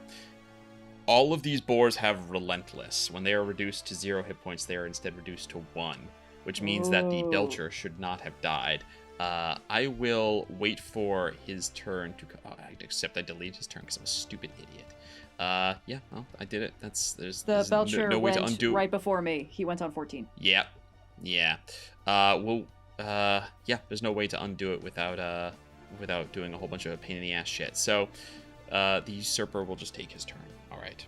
3 attack. I was looking over this stat block. This is what happens when I have to create a bunch of stat blocks because there's no big pigs in D&D. Feels like an all oversight, right. Dungeons and Dragons. Get on it. We're big First pigs. attack. Bite at advantage because of reckless. Yeah, I'm taking a lot. I got no tricks here. 20 damage. Yep. Oh, sorry, 20 to hit. 20 to hit. Oh, okay. Garou, what's your bite. AC? This is 15. I don't have the shield up. all right. This is 9 plus 5 is 14 points of piercing damage. Oh, that's not bad. Second bite. The trample did a lot on that Fair enough. tusk that hit you. The second attack at advantage is 24 to hit. Okay. That is only 10 points of piercing damage. Okay. Now he's going to hit you with the Bane Tusk this time. Here we go. That's another dirty 20 to hit. Okay. Yeah, that'll hit. That's going to turn into a 3 on his dice roll. Katya's going to kind of like whip around and snap her fingers over her shoulder and just at the threads of fate. All right, so that'll instead tight be a as hell. 12 to hit. That will miss. Clean. He has +9. I forgot about magic resistance too. That's the problem. You guys get to play the same stat blocks every week. I have to learn new ones every week, and it means Oh, that no, I yeah. forget shit like relentless or magical resistance because I'm a big We dumb dummy. appreciate you. All right. If you want to have him pop up for this round, I don't mind. Don't say things. that I'm you don't going want. to. He'll Yeah. do it. I think what I'm gonna do is I'm going to give him one final death knell to cancel it out. He's not gonna get to do a whole other thing. He's gonna get to do one quick thing. All right, that is going to be the tentacle boar. Cool. First, the lightning bolt is too much to deal with, so he's gonna do a tentacle attack on Triss. Let's do it. That is, I don't know why I closed the book instead of opening it. A 21 to hit you. I'm going to use my reaction to cast shield, so that does not hit. Damn. Okay. God, I love not getting hit by stuff. This rules. Second is going to be, he's going to do another attack against you. Yep. Natural 20. Oh. I'll take it. Yeah, you will. There's no options. It's just happening. You have to. Yeah. All right. Everyone's used their reactions. I can't silvery barbs it because I already shielded. All right, let's do it. Okay, that is going to be 12 plus 4 is 16, plus 3 is 19, plus 5 is 24 points of bludgeoning damage. Ooh, now I'm in double digits. You are restrained. Yeah, okay, That's bad. classic. He is going to fly away with you. That's worse. Do we get Relax, attacks of guys. opportunity as he 5. leaves? Yes, you will if you haven't used your reaction yet. Oh yeah, you I have have spells. not. I mean, he doesn't know that, so. Hold on, really quick. Let me double check his speed here. Yeah, he can fly down there. So he'll go. He's gonna fly with Triss, basically like under the carpet. So 5, 10, 15, and I guess it gets weird because he flies under. So there's a wall in the way. You can't. I mean, presumably when can he just wait? drops, they can attack of opportunity when he leaves their threatened area. Yeah, but he doesn't because he's within 5 feet. So here's an interesting thing. Can you use a wall? You're not typically allowed to. You're not typically supposed to because objects typically take up a square. They don't take up a infinitesimally fine line. Mm-hmm. But he could technically use cover. It doesn't matter. You're gonna get an attack of opportunity. I'm not sure that where he is will matter. So I'll place him right there. What would you like to do? First off, Kireek, I don't know if you have a melee, something you would like to resolve beforehand. Because I ironed up, because I steeled up, I can take the attack action. I can take the attack action to make up to 2 unarmed strikes. So does that mean that if I attack as a reaction? No, this is just 1 attack of opportunity, but it is you're going to get to use whatever your increased. Yeah. Whatever is. So. Yeah. Okay. So just 1 attack then. Uses my manifestation ability, so that's plus 10. That's a dirty 20. There we go. Okay, yeah, that'll do it. It is bludgeoning damage equal to 1d10 plus your manifestation ability modifier. So that's 1d10 plus 10. 12. Plus 10? I think so, right? Jesus. I assume power that was your attack intelligence, bonus. but you know the terminology of what do you call it better than I do. You know the terminology of the talent better than I do. So yeah, it says the manifestation. My manifestation ability modifier. Oh, it is 5, but I have a. I don't know why it's plus 10 actually. It's intelligence plus proficiency, so that's 9, and then I have an orb of might, which increases the power saving attack roll by 1. Gotcha. So That's interesting that it's because like normally it would be again like if you were a spellcaster, it would be like plus your spellcasting ability modifier, which would not include your proficiency bonus. It would be your your ability modifier, which is wisdom or intelligence or charisma. So it's interesting that your psionic manifestation. Well, no. It says plus your manifestation ability modifier. So if that's just intelligence, then that would not include my proficiency bonus, and I did that wrong the last time that I ironed up. Gotcha. In which case, it would be 15, not 20. 15. Okay. Yeah, I'm gonna err on the side of that. And then we're gonna get to the spell that's going to destroy this guy. Katya, what are you doing? Yes, I'm going to do a mind spike because that targets a single creature. Okay. And it's an intelligence save, yes, right? Or whiz? For whiz, and I'm going to cast it at the let's do it at the 4th level. Wow. And because that's gonna be a 9. Yeah, he's gonna fail. Also, this means that the wall drops because this is also a concentration spell. So. Oh no! Now they could flee. Yes. Oh, how terrible. But that's gonna be 5d8 damage, and technically, if he's still alive, I will always know where he is. Jiminy. 16. That's already pretty good. That was 2 8s out of 5 d8s rolled. 16. All right. Good thing is none of this is gonna be enough to knock him out, so he's gonna get to fly with you, Tris. All good. 28 points of psychic damage. Woo, tasty. Yep, that's a devastating amount, though. Okay. Then he'll fly with you 5, 10, 15, 20, 25. He's going to fly with you down here, Tris. It's going to bring you down over here to get you into flanking so that he can take two bites at you. 2 bites at advantage. Yeah. Okay. My AC is tusks, still rather. 22, but yes. Is she floating up in the air? I've been tentacled. You've been pulled down now. Okay. Because of the grapple from the tentacle. The first tusk, I rolled a 3 and a 5 at advantage, so we're going to get some new dice. The second one is not a crit, it's a natural 19, so that's a 26 to hit you. Yep. Nothing I can do about that. I already used my reaction. We love when we roll a 1 and a 2 on the dice. That's I do love that. 7 points of slashing damage. Okay. He took damage twice from creatures within 5 feet of him, so I can get 2 dexterity saving throws from each of you guys.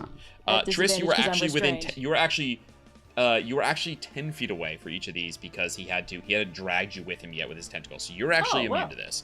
Well, shucks. All right. A 15 Tell me, and a 17 for Katya. Nice. Those will both save, so then Nature this is just to see if Kireek fails any. A 9 and a 15. So 1 failure, so 5 acid damage to Kireek. Okay. And then let me roll. And I already dealt the damage to you. That's the end of his 12. turn. That brings us to Katya. Yes. The carpet. Katya. Carpet is up in the air. Yes. Still 30 feet in the Yes. air, unless I don't believe Kireek has changed. So that. if I did like a beam, I would have to aim it down at a specific guy. It's not gonna be like a line that goes straight through. Yep, you're too high up. Cool. That's actually. You'd have to be perfect. like 10 feet up in order to hit more than one guy. I don't super care about knowing where the mutant tentacle boar is, so Katya is going to like whip around on the carpet and get the staff spinning almost like color guard style in front of her into a big propellery type, and it starts to glow. And I'm going to drop concentration on Mind Spike and bring it up on Sunbeam, and I'd like to Sunbeam the Usurper. Nice. Okay, that's a con save. That is a DC 17 con save, or take half damage. Also, I know this was just a throwaway thing that you said, but you mentioned that he had some sort of sun sensitivity, much like Trystine's drow situation. This is sunlight? Is it going It to do gives some him shit to a him? disadvantage on. Gives him disadvantage on perception checks. It's not going to deal extra damage to him though. He's Could not give him a susceptible to disadvantage radiant. about He does getting he rolls sunburn. an- Have you considered putting some aloe on that? He gets a really nasty That's what the burn. mud is about. They roll in mud to protect their skin. Okay, this is an okay. 18 on the con. And So this he one was- is the usurper. The usurper is bald, right? It, Yes. Yes. So he's going to take Like, definitely very dirty. 60. He's got little rough patches of like gray hair. 30 even again. So half of that. 30. Okay, so down to 15.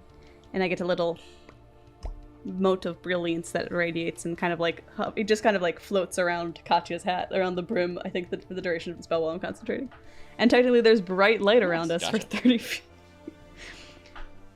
Sunbeam's a silly spell. Katya, please take 1 additional damage. I forgot you were within 5 feet of a boar follower, which dealt 1 additional damage upon the attack hitting you. Katya or me? Sorry, Triss, my mistake. All good. There are 2 women on this podcast. Katya, that ends your turn. As we all know, all women are the same woman, Yes. so I understand. Yeah, I'll stand there menacingly. Yeah, all right, that brings us to Kireek. Okay. Yep. I checked the PDF, and manifestation ability modifier does refer to just the intelligence, not the proficiency. So it would just be +5. My mistake. All good, all good. I'll hold it against you forever, but all good. Yeah. It made me curious because like I have this like power roll ability, but all of my powers seem to be like they make saving throws. So I was looking through the powers to see like where, if there are any. I mean, I presume that there are some. I just haven't found any that require you to make the roll instead of them. But Classic caster shit, right? Yeah. Like occasionally right? there's an attack, but usually you're making other people do your thing. okay, Which is good for you because I roll terribly. All right. I am going to.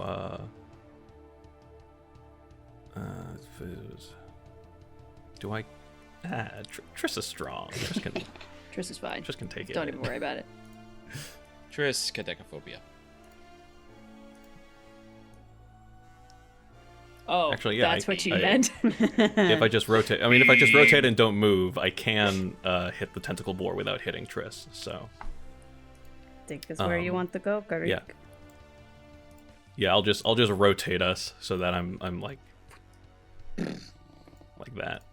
Red. Yes. And then I will flay. All right. Intelligence saving throw on the tentacle boar.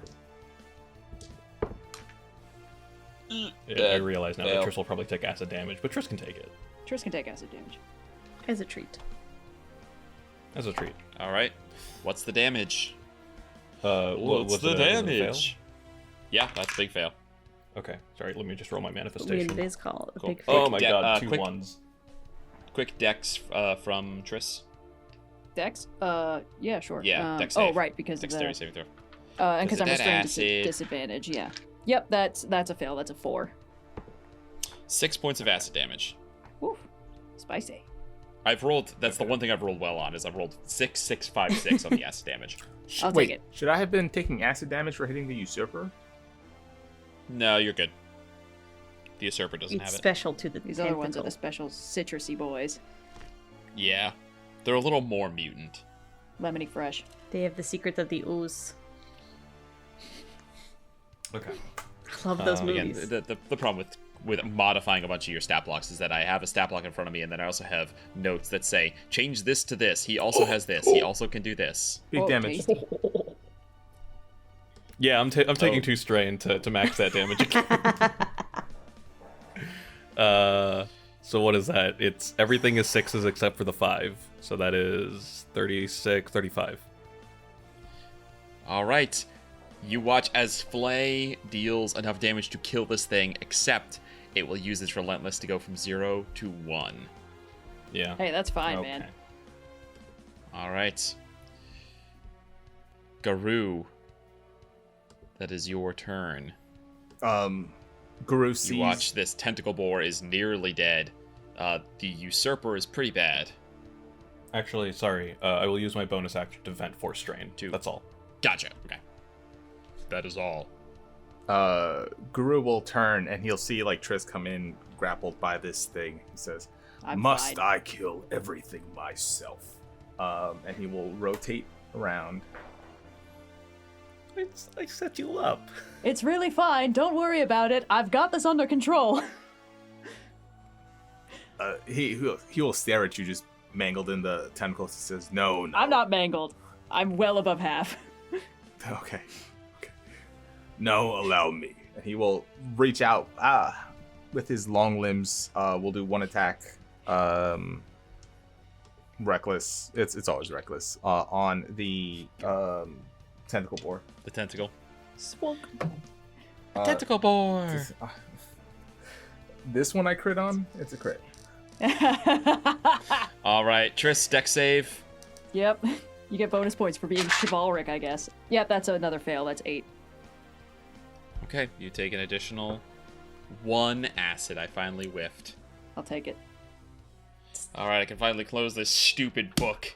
We're getting there, folks. We're getting rid of some stuff. All right. I wasn't higher than 10 feet off the ground, right? We were pretty close to Nope. flank with It brought you to the ground. Okay. Great. Yeah, it so had to it's- bring you down to the ground in order to. Yeah, you were like inches above the ground. All right. Cool. I am probably prone. Garou, though. you got another attack? Uh, No, because you don't fall. You fall really? like you're like this high above the ground. Oh, never mind. We're good. It's He had to bring you down to ground level to technically be flanking. So All right. No worries. I got the choreography in my mind. and then Garou turns to Trystine and he says, "All right, now help me finish out the big ugly one." And he will second attack at advantage on the usurper. Garou, must I kill everything? Also, Garou, if you could help me. Please do the big damage for me. Anyways, that's a dirty 20 to hit. yeah, Times that'll do it. 8. So it's 4 necrotic, and then 11 slashing, So 13 total. and then he will use the Nice. rest of his movement. That was 5, 10, 15, 20. He'll just go right back to where he was.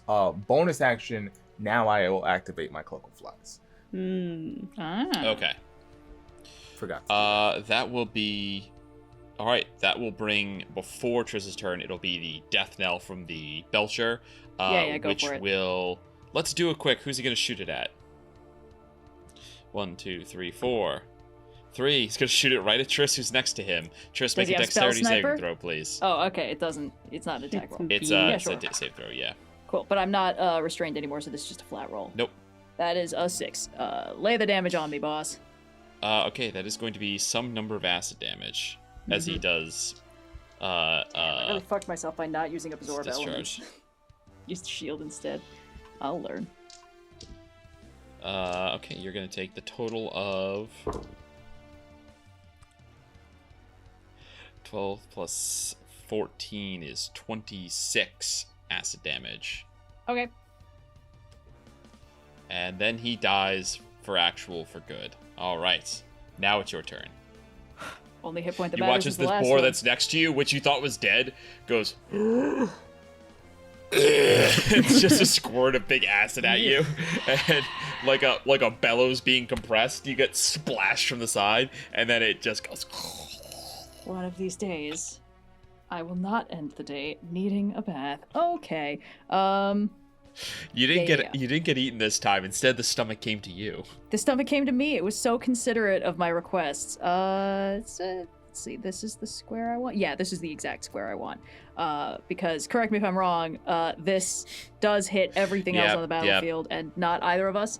Okay, then yes, I'm just gonna drop a 4th level. I'm going to transmute it to cold. I am considering the forest fire situation. I'm transmuting this one to cold. Fireball. Okay. Well, you'll deal extra damage too. I mean, if you can get this guy, he's so close to dead. I'll tell you right now. He's not so close to dead. There's a good chance that you might be able to get the usurper here.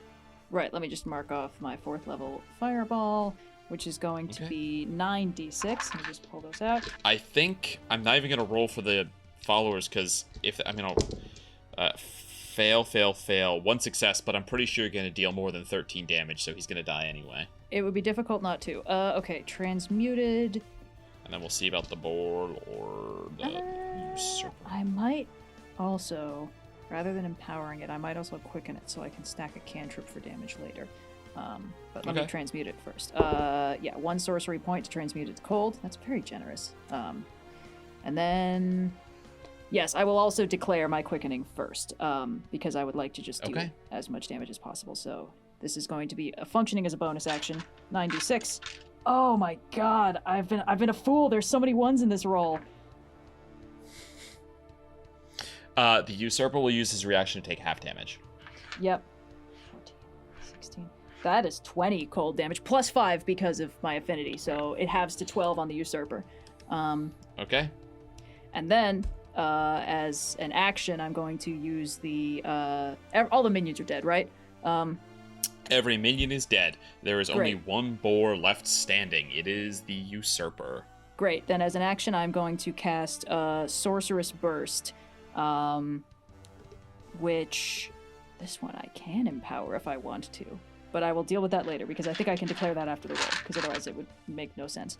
So this is only 3d8 cold damage, but I have to make a spell attack, and I make this at advantage because of my sorceress incarnate thing happening. Yeah, so this he actually is plus doesn't 9. have. He's down in the ground. I'm gonna give him a half cover, a +2 to his AC, but I'm a spell sniper, so I ignore half cover. Never mind. It doesn't matter. Yeah, my bad. Never mind.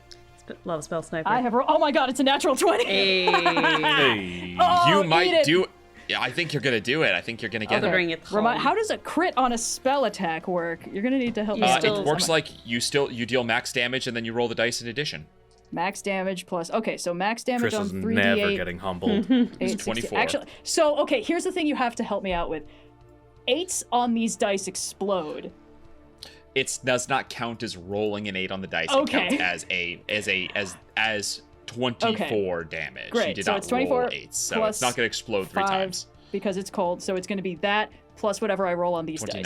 dice. One of those is an 8, so it explodes. So this is currently. Well, now 16. does it add an additional 8 to the the crit?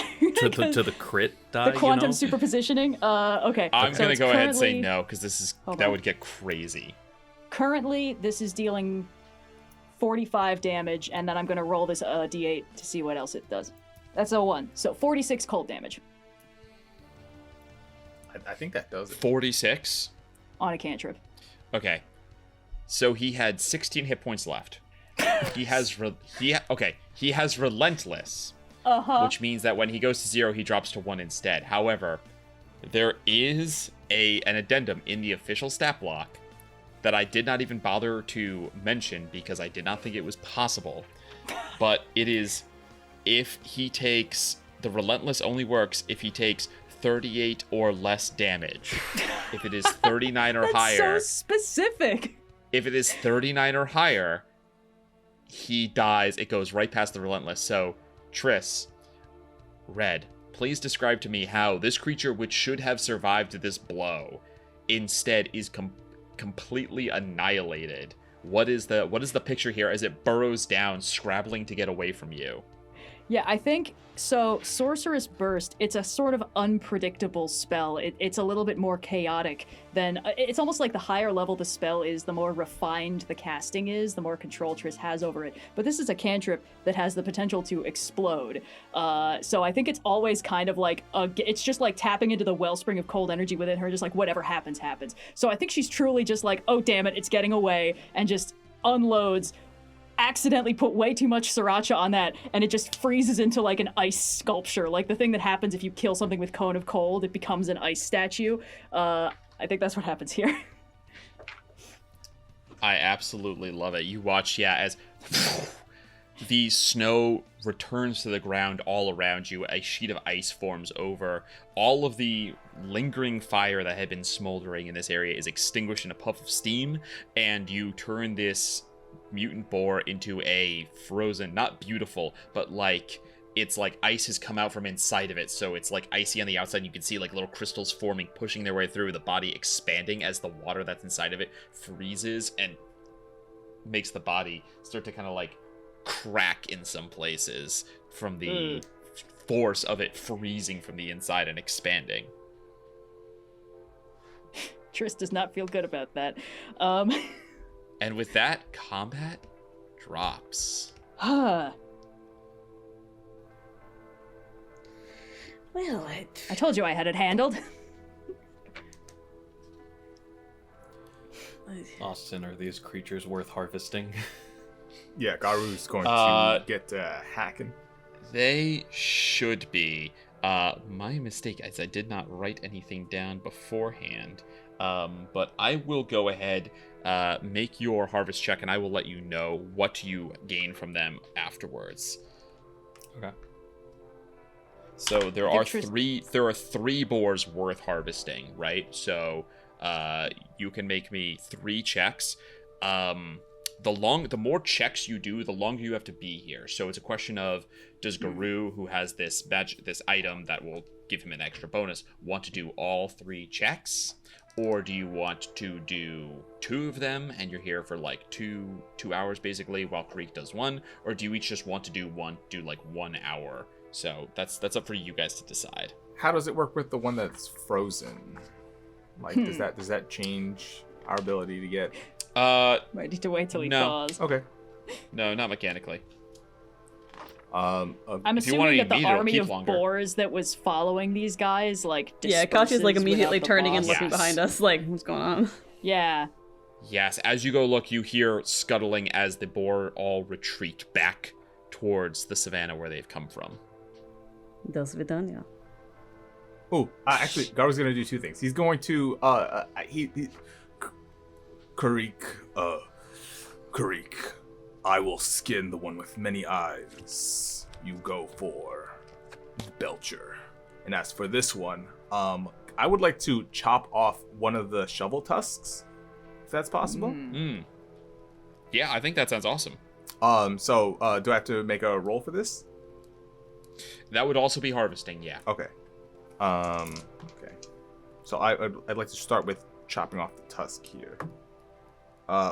Okay, that is a 21. Let me double check on the rarity here, because I'm going to say the tusk is pretty intense. Let me double check on the rarity here to make sure that you have a high enough DC. Where is it? What kind of a check is it again? Is it a nature check? 21 is the DC you needed. It is a nature check, or if you have a herbalism kit, you can also use an herbalism kit plus your intelligence.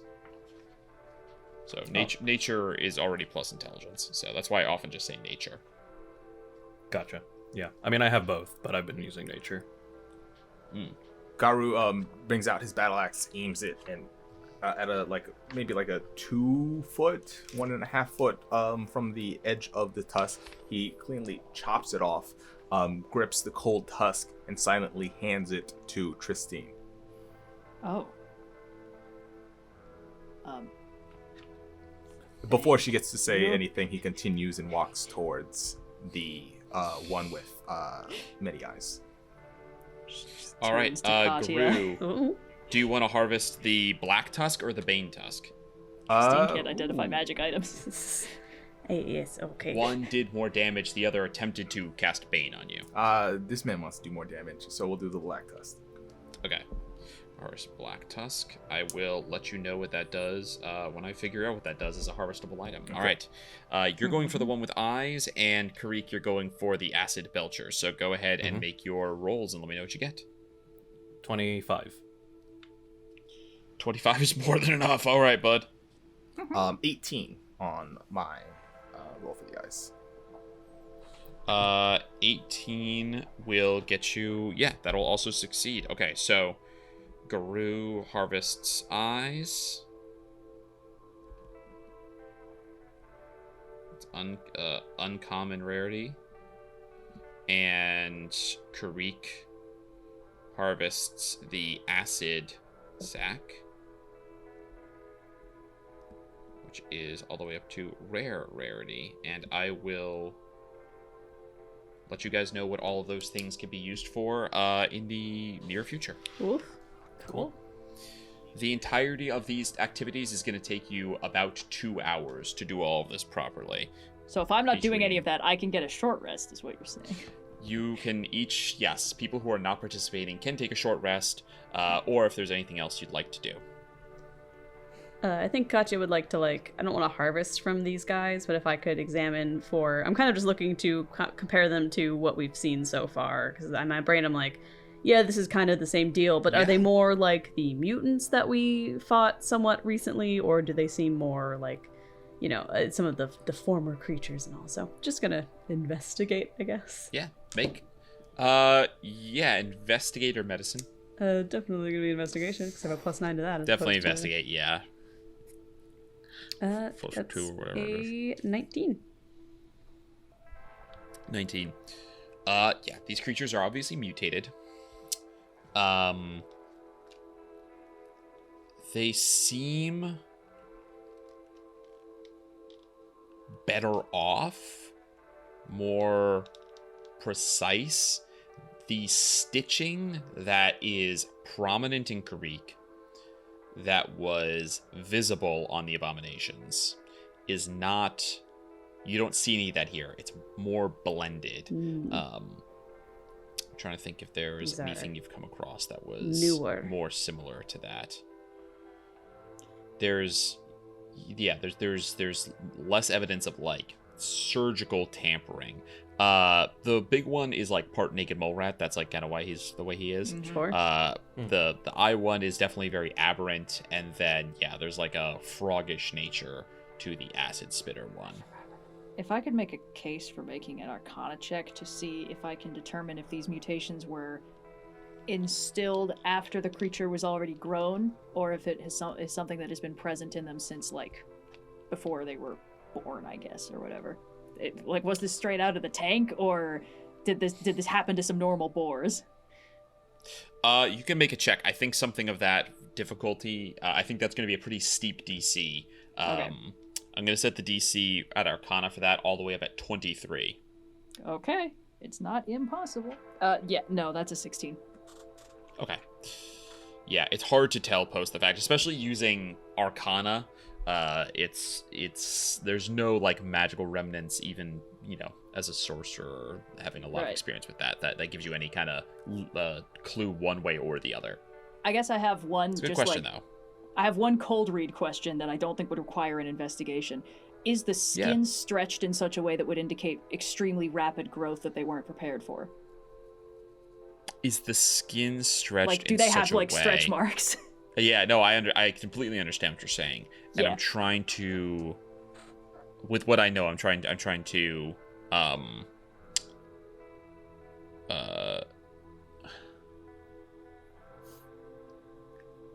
I'll go ahead and say that there is some notice of that. Yeah.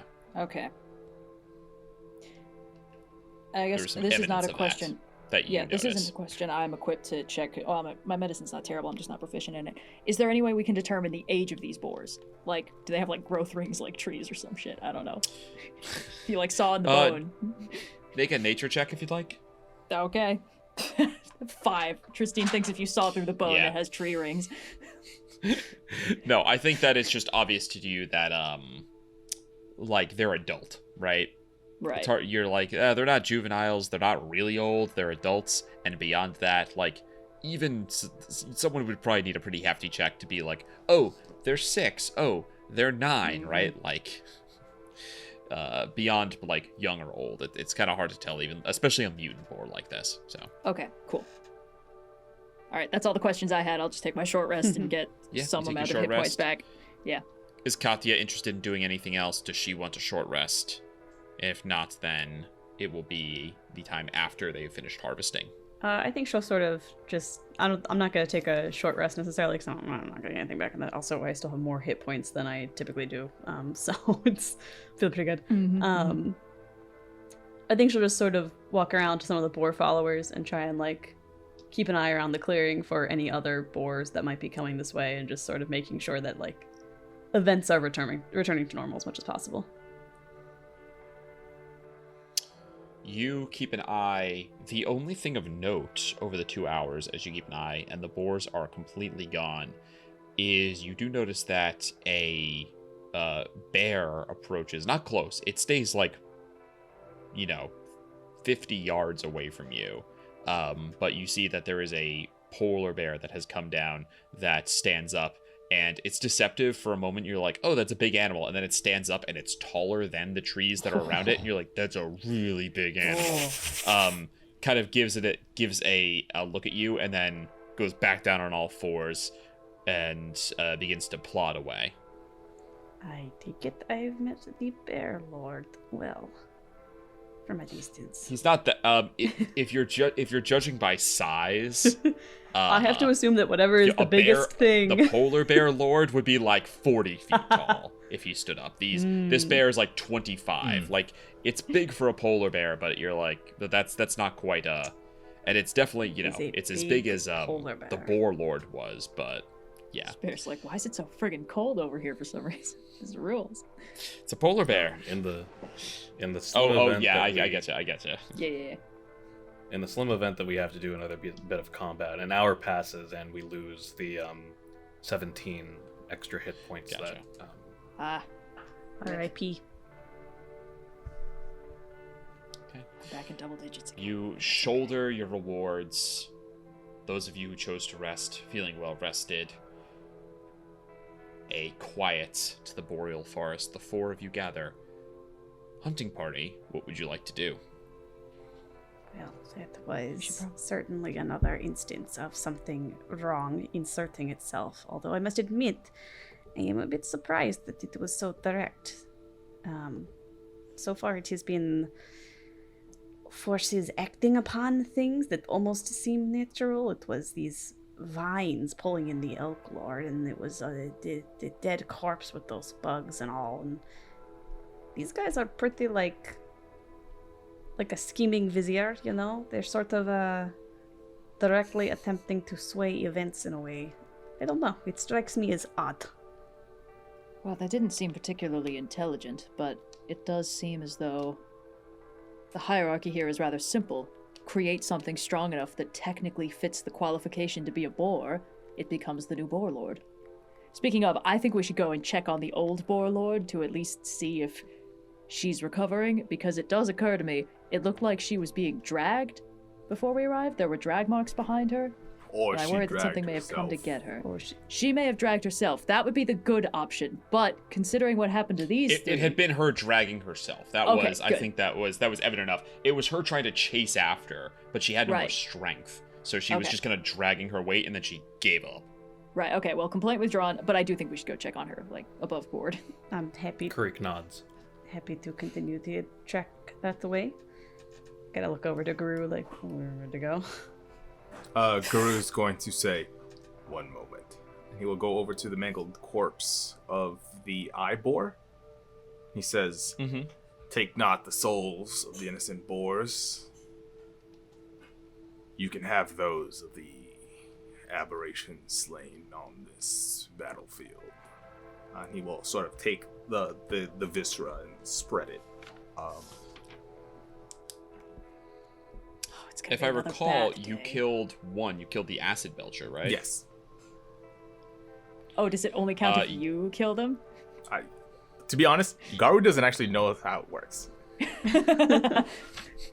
You watch as the acid belcher boar begins to bleed profusely blood, but also the acid melts through, comes out of eyes and mouth and ears and the wounds, and eats away at the flesh and just pools around this creature and fizzles, mixing with the blood, creating this like bubbling, caustic, horrible smell as all of the even this like hour, 2 hours later, suddenly it just disgorges all the fluid that's in its body, bleeds from every orifice, and you hear the faint chuckle in your head, Garou, as Malar takes this prized kill.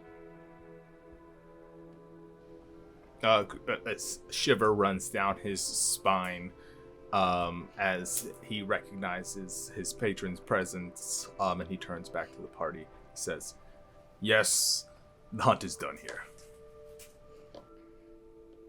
Okay, let's check on this Boar Lord. I can't believe it had any fluid left in its body.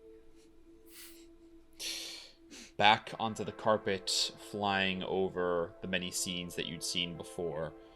The carnage still laying as it was, the dead animals, the torn up ground, the enormous midden now gathering mosquitoes and flies.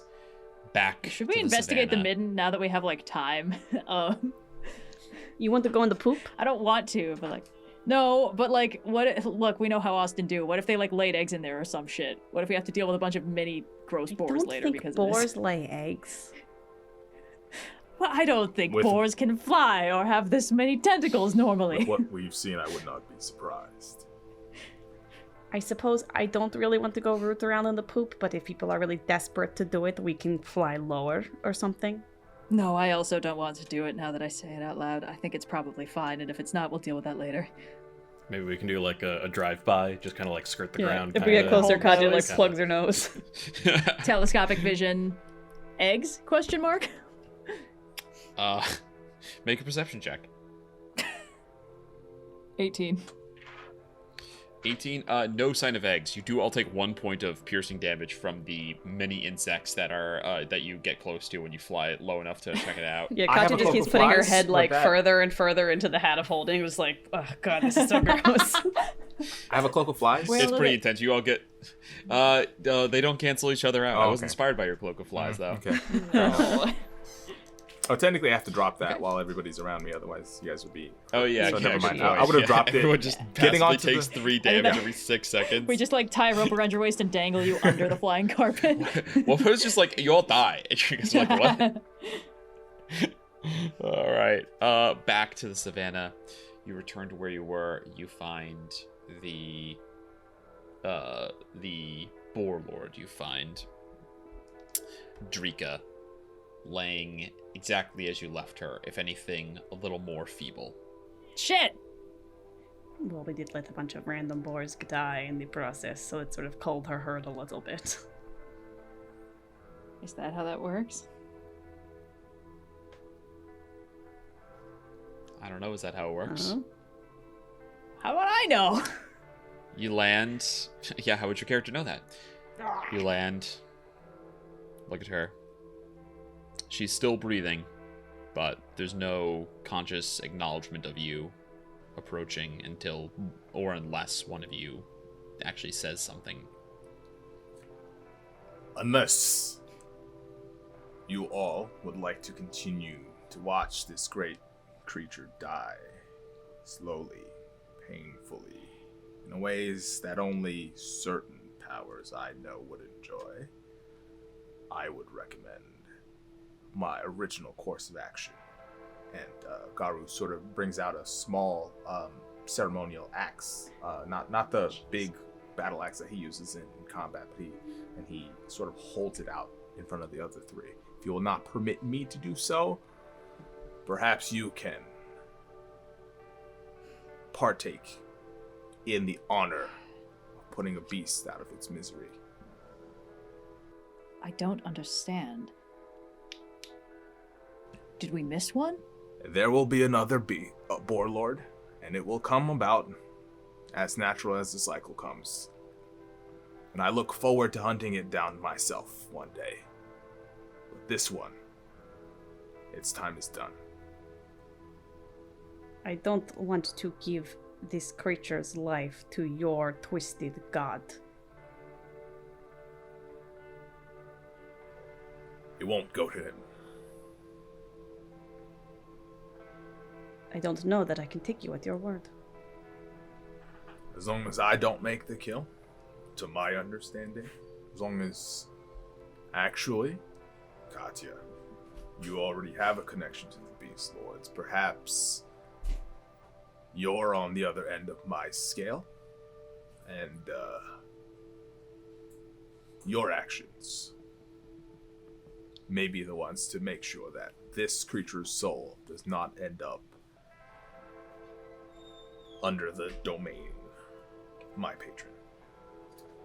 And Garou holds out the ceremonial hunting axe to Katya. While this is happening, Triss will just go to the Boar Lord and try to, see if she wakes Honestly, up. yeah, Kireek will join Trystine, yeah. Yeah. You go, place a hand on it. You feel a shuddering breath as she recognizes someone's there, but her eyes stay closed. We found 3. Stopped them. Do you have a successor? One who you think is You worthy? hear, I was not prepared. None were chosen, but there will be one regardless. Too many are gone. The rest lost faith in me. My time is done now.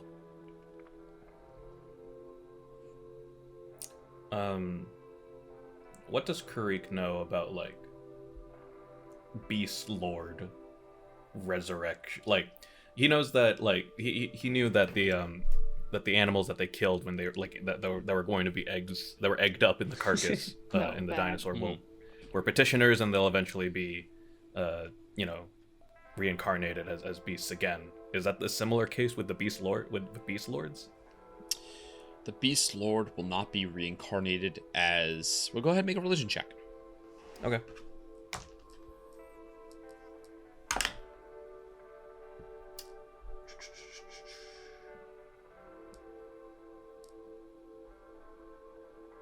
$22. 22. It's complicated. The short answer is no. The Beast Lord will cease to be the soul that was the Beast Lord will cease to be that particular soul. Unlike if you can imagine like devils in hell. A mortal soul, a petitioner, becomes a low-ranking devil, and then over time might rise in power all the way to archdevil. If killed on its home plane, the place it could be killed, it would cease to exist in that way. This is the same thing that's happening here. It's a death that is not naturally preventable. And so the soul does not become another being. It becomes part of the fabric of the Beastlands. Some believe that perhaps the Beastlands, that the plane would expand from this, right? That the infinite scale, they are slowly adding on. And then other scholars would say, well, it's already infinite, so what do you mean? Like, it gets bigger. It's contentious, and there are a lot of mages and theologians and things like that would debate it. But yes, Drika will be gone, will not reincarnate as any other boar, whether the Boar Lord or a lower one. She will just cease to be. And her soul stuff will go on to become part of this plane. And and just to reiterate, it's clear that the reasons for her state of being right now isn't because of any physical malady or any disease or anything like that. It is simply because the boars have stopped putting their faith in her. She lost the support of the boar, of all the boars of her followers. So even though we've stopped the other candidates, and she would know if there was still something actively siphoning power, she's just fading.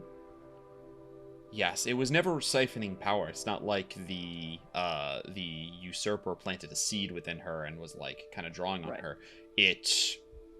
She kind of hinted at this before. These mutant boars showed up, and whether there are more or not, unclear to you. You don't have perfect knowledge of the world, but clearly the one that was becoming the usurper, the one that had gained the traction.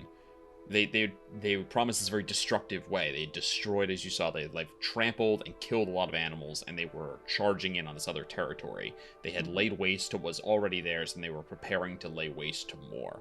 And this had drawn a lot of the boars to their side. They had stopped supporting Drika, and had gone over. You guys have successfully prevented this aberration from becoming a beast lord, and who knows what that might have meant. Right. All right. But you could not prevent the death of this one, even with the new leader gone. Mm-hmm. Now there is just no successor, because there's already too many dead and too many that have changed their mind and lost faith, and she is too far gone to be rekindled at this point. Right. Mm. I think Triss is going to keep her hand on the snoot, but not because she's like, hey, wake up, but just because she doesn't really know what else to do.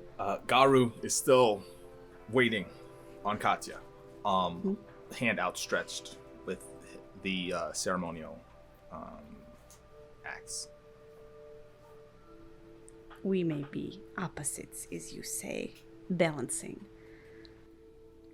But it just means I know that I don't need to use your methods. And as Katya turns away from the axe, not taking it, she's going to go and squat right in front of the face of the Boar Lord again and sort of whisper in beast speech to it. You and I are both familiar with certainty. I cannot prevent your death, but I hope I can offer some comfort. I have seen the future. And though you go now, your children will remain, and they will prosper. They will continue to live in these lands that you may become a part of. I hope that is enough. You see the eye cracks open just a sliver to see you, and she says, I'm curious, this is Austin asking, are you going to end her misery? Are you going to kill the Boar Lord here? Or are you just offering words of consolation? I think Katya's just offering words of consolation in the hope that there'll be enough to, give it permission to let go. Because there is that sort of, clinging to life that creatures will do if there's unfinished business, right? So she's hoping that this Katya is have... sort of a gentle moment off. Does Katya have the spell sleep? No. Okay, well, that would be poignant, but... I did check my spell list before this You to see if there was a gentle moment. But... Garou casts sleep.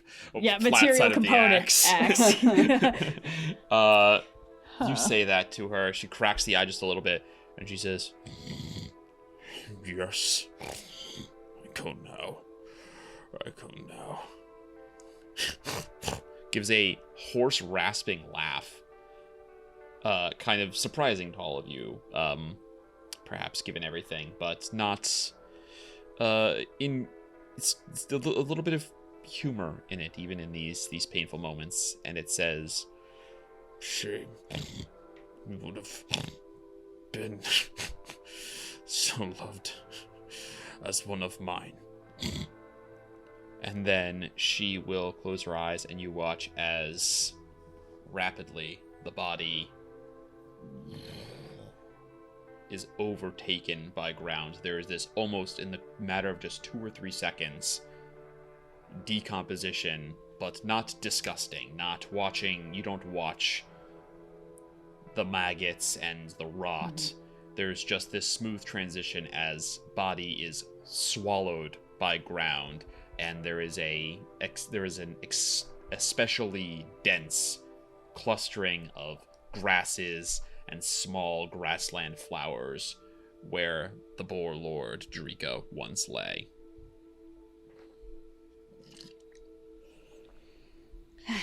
You have only a moment to consider it before you feel the rumbling under your feet. Oh shit. I believe It grows stronger. the rest of the boars are on their way. Well, It is not the sensation, it is not the feeling of Oh, many animals fuck trampling off. towards you. Fucking worms again. What would you like to do? Get on the carpet, get on the carpet. I'll get on the carpet. Yeah, okay.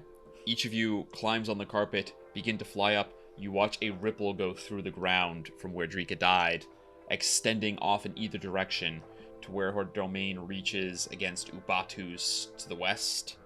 Uteo. To where... Upteo. It sounds bad. Damn you, Zach. You've screwed me up for years.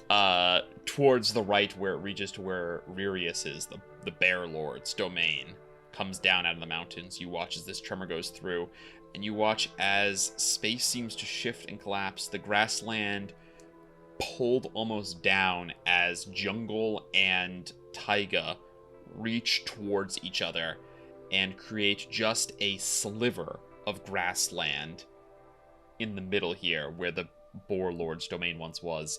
And as it is pulled down through the faint ripples in the land that you see, you swear that you can spy a little bit of sunset.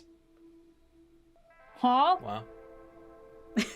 Everyone else went, huh, surprise. But I think it was sweet. I thought it was a nice little moment. We're saying No, that we can that like is- see. that's- You're saying that we can see the second, second layer, layer. in between the cracks Yeah. of. I am Wow. For a brief, confusion. yes, the Boar Lord's domain has traveled to another layer. It is no longer dominated by is no longer led by a diurnal animal, a warthog. Oh, that's tight as hell. I don't know if we're transitioning into what will be downtime, but Triss is going to be casting legend lore until she can't cast it anymore because she's sick of not knowing shit about this layer. That's going to be up to you because we, I believe, unless there's anything anyone would like to do, are going to go ahead and leave off here. Yes, Noir? Can I? So you said that. No, this is so irreverent. I can't do it. I'm sorry. I would love to know what it is. You have to say it now for the bit. For pure curiosity, this isn't like trying to like reverse things or right wrongs or anything like that. Out of pure curiosity, with Kireek's knowledge that a Boar Lord does not become like a Boar Lord does not like reincarnate the same. The Beast Lord does not reincarnate the same way as like other petitioners in the Beastlands would. He'd like to see what happened if he tried to death foil the remains of the I Boar knew Lord. you were thinking about that. I knew you were thinking about that. I can't do it. There's simply not enough time, and it is a Yeah. non-resurrectable creature. The same way if you were holding Devil Ash in your hand from having killed one of them, you couldn't resurrect it. It is not a mortal creature anymore. It is an immortal creature with an Alright. immortal soul. Also, So Garou they have would have stopped completely you. different rules. Also, Garou's enough. But it would have been very funny punk-ass if you jerk let and Garou would've kill her, stopped you. and then you came back and you were just like, psh, and then just camped out for 8 hours to like stitch her back together. Yeah. Like, I've got business elsewhere. All right. So yeah, maybe Kireek has a bit of that virulent, morbid curiosity in him. Maybe that's just Noir. I think that's just Yeah. Noir. That's an inside thought for Kireek. That's an inside thought. Yeah. I mean, mission accomplished, I guess. Garou's going Above to be board, or- silent for majority of this. Like while you guys were talking to Drika, he stood apart from you three, sort of seeing this imaginary line he's drawn for himself, the division between this good, gentle version of the Beastlands versus the harsh reality he's shunted himself behind. And as he jumps onto the carpet, once again, he pulls out the book and sort of keeps it to himself and is silent for the rest of the ride. Okay. And with that, I think we'll go ahead and close Campaign 3, Season 1, Episode 8. Rolling with Difficulty Hunting Party. We will see you all next week for the penultimate episode of the season. We're getting there. There is one last plot hook to follow on your map, and indeed is the one that you have let lie the longest. And then there's still the matter of who is behind all of this to deal with. So we will see you all next week to see what new horrors and mysteries might unfold. I mean, let's be so for real. It's tree stripped bear. How bad could it possibly be? Why would you say that? Do you know how many things that are large animals rub themselves on trees, and how much worse it would be if they were bigger, larger animals rubbing harder? You know, like, it's gonna be bad no matter what you do. This version of Trystine hasn't cast all those legend lores yet. She doesn't know shit. Even if it's how bugs, bad could it possibly be? Also bad. I don't want to see a bunch of bugs eat a tree. Then I gotta think about bugs all the time. Oh, that's true. This might be bugs, actually. There's no winning. Anyway, we'll find out next week. Thanks for listening.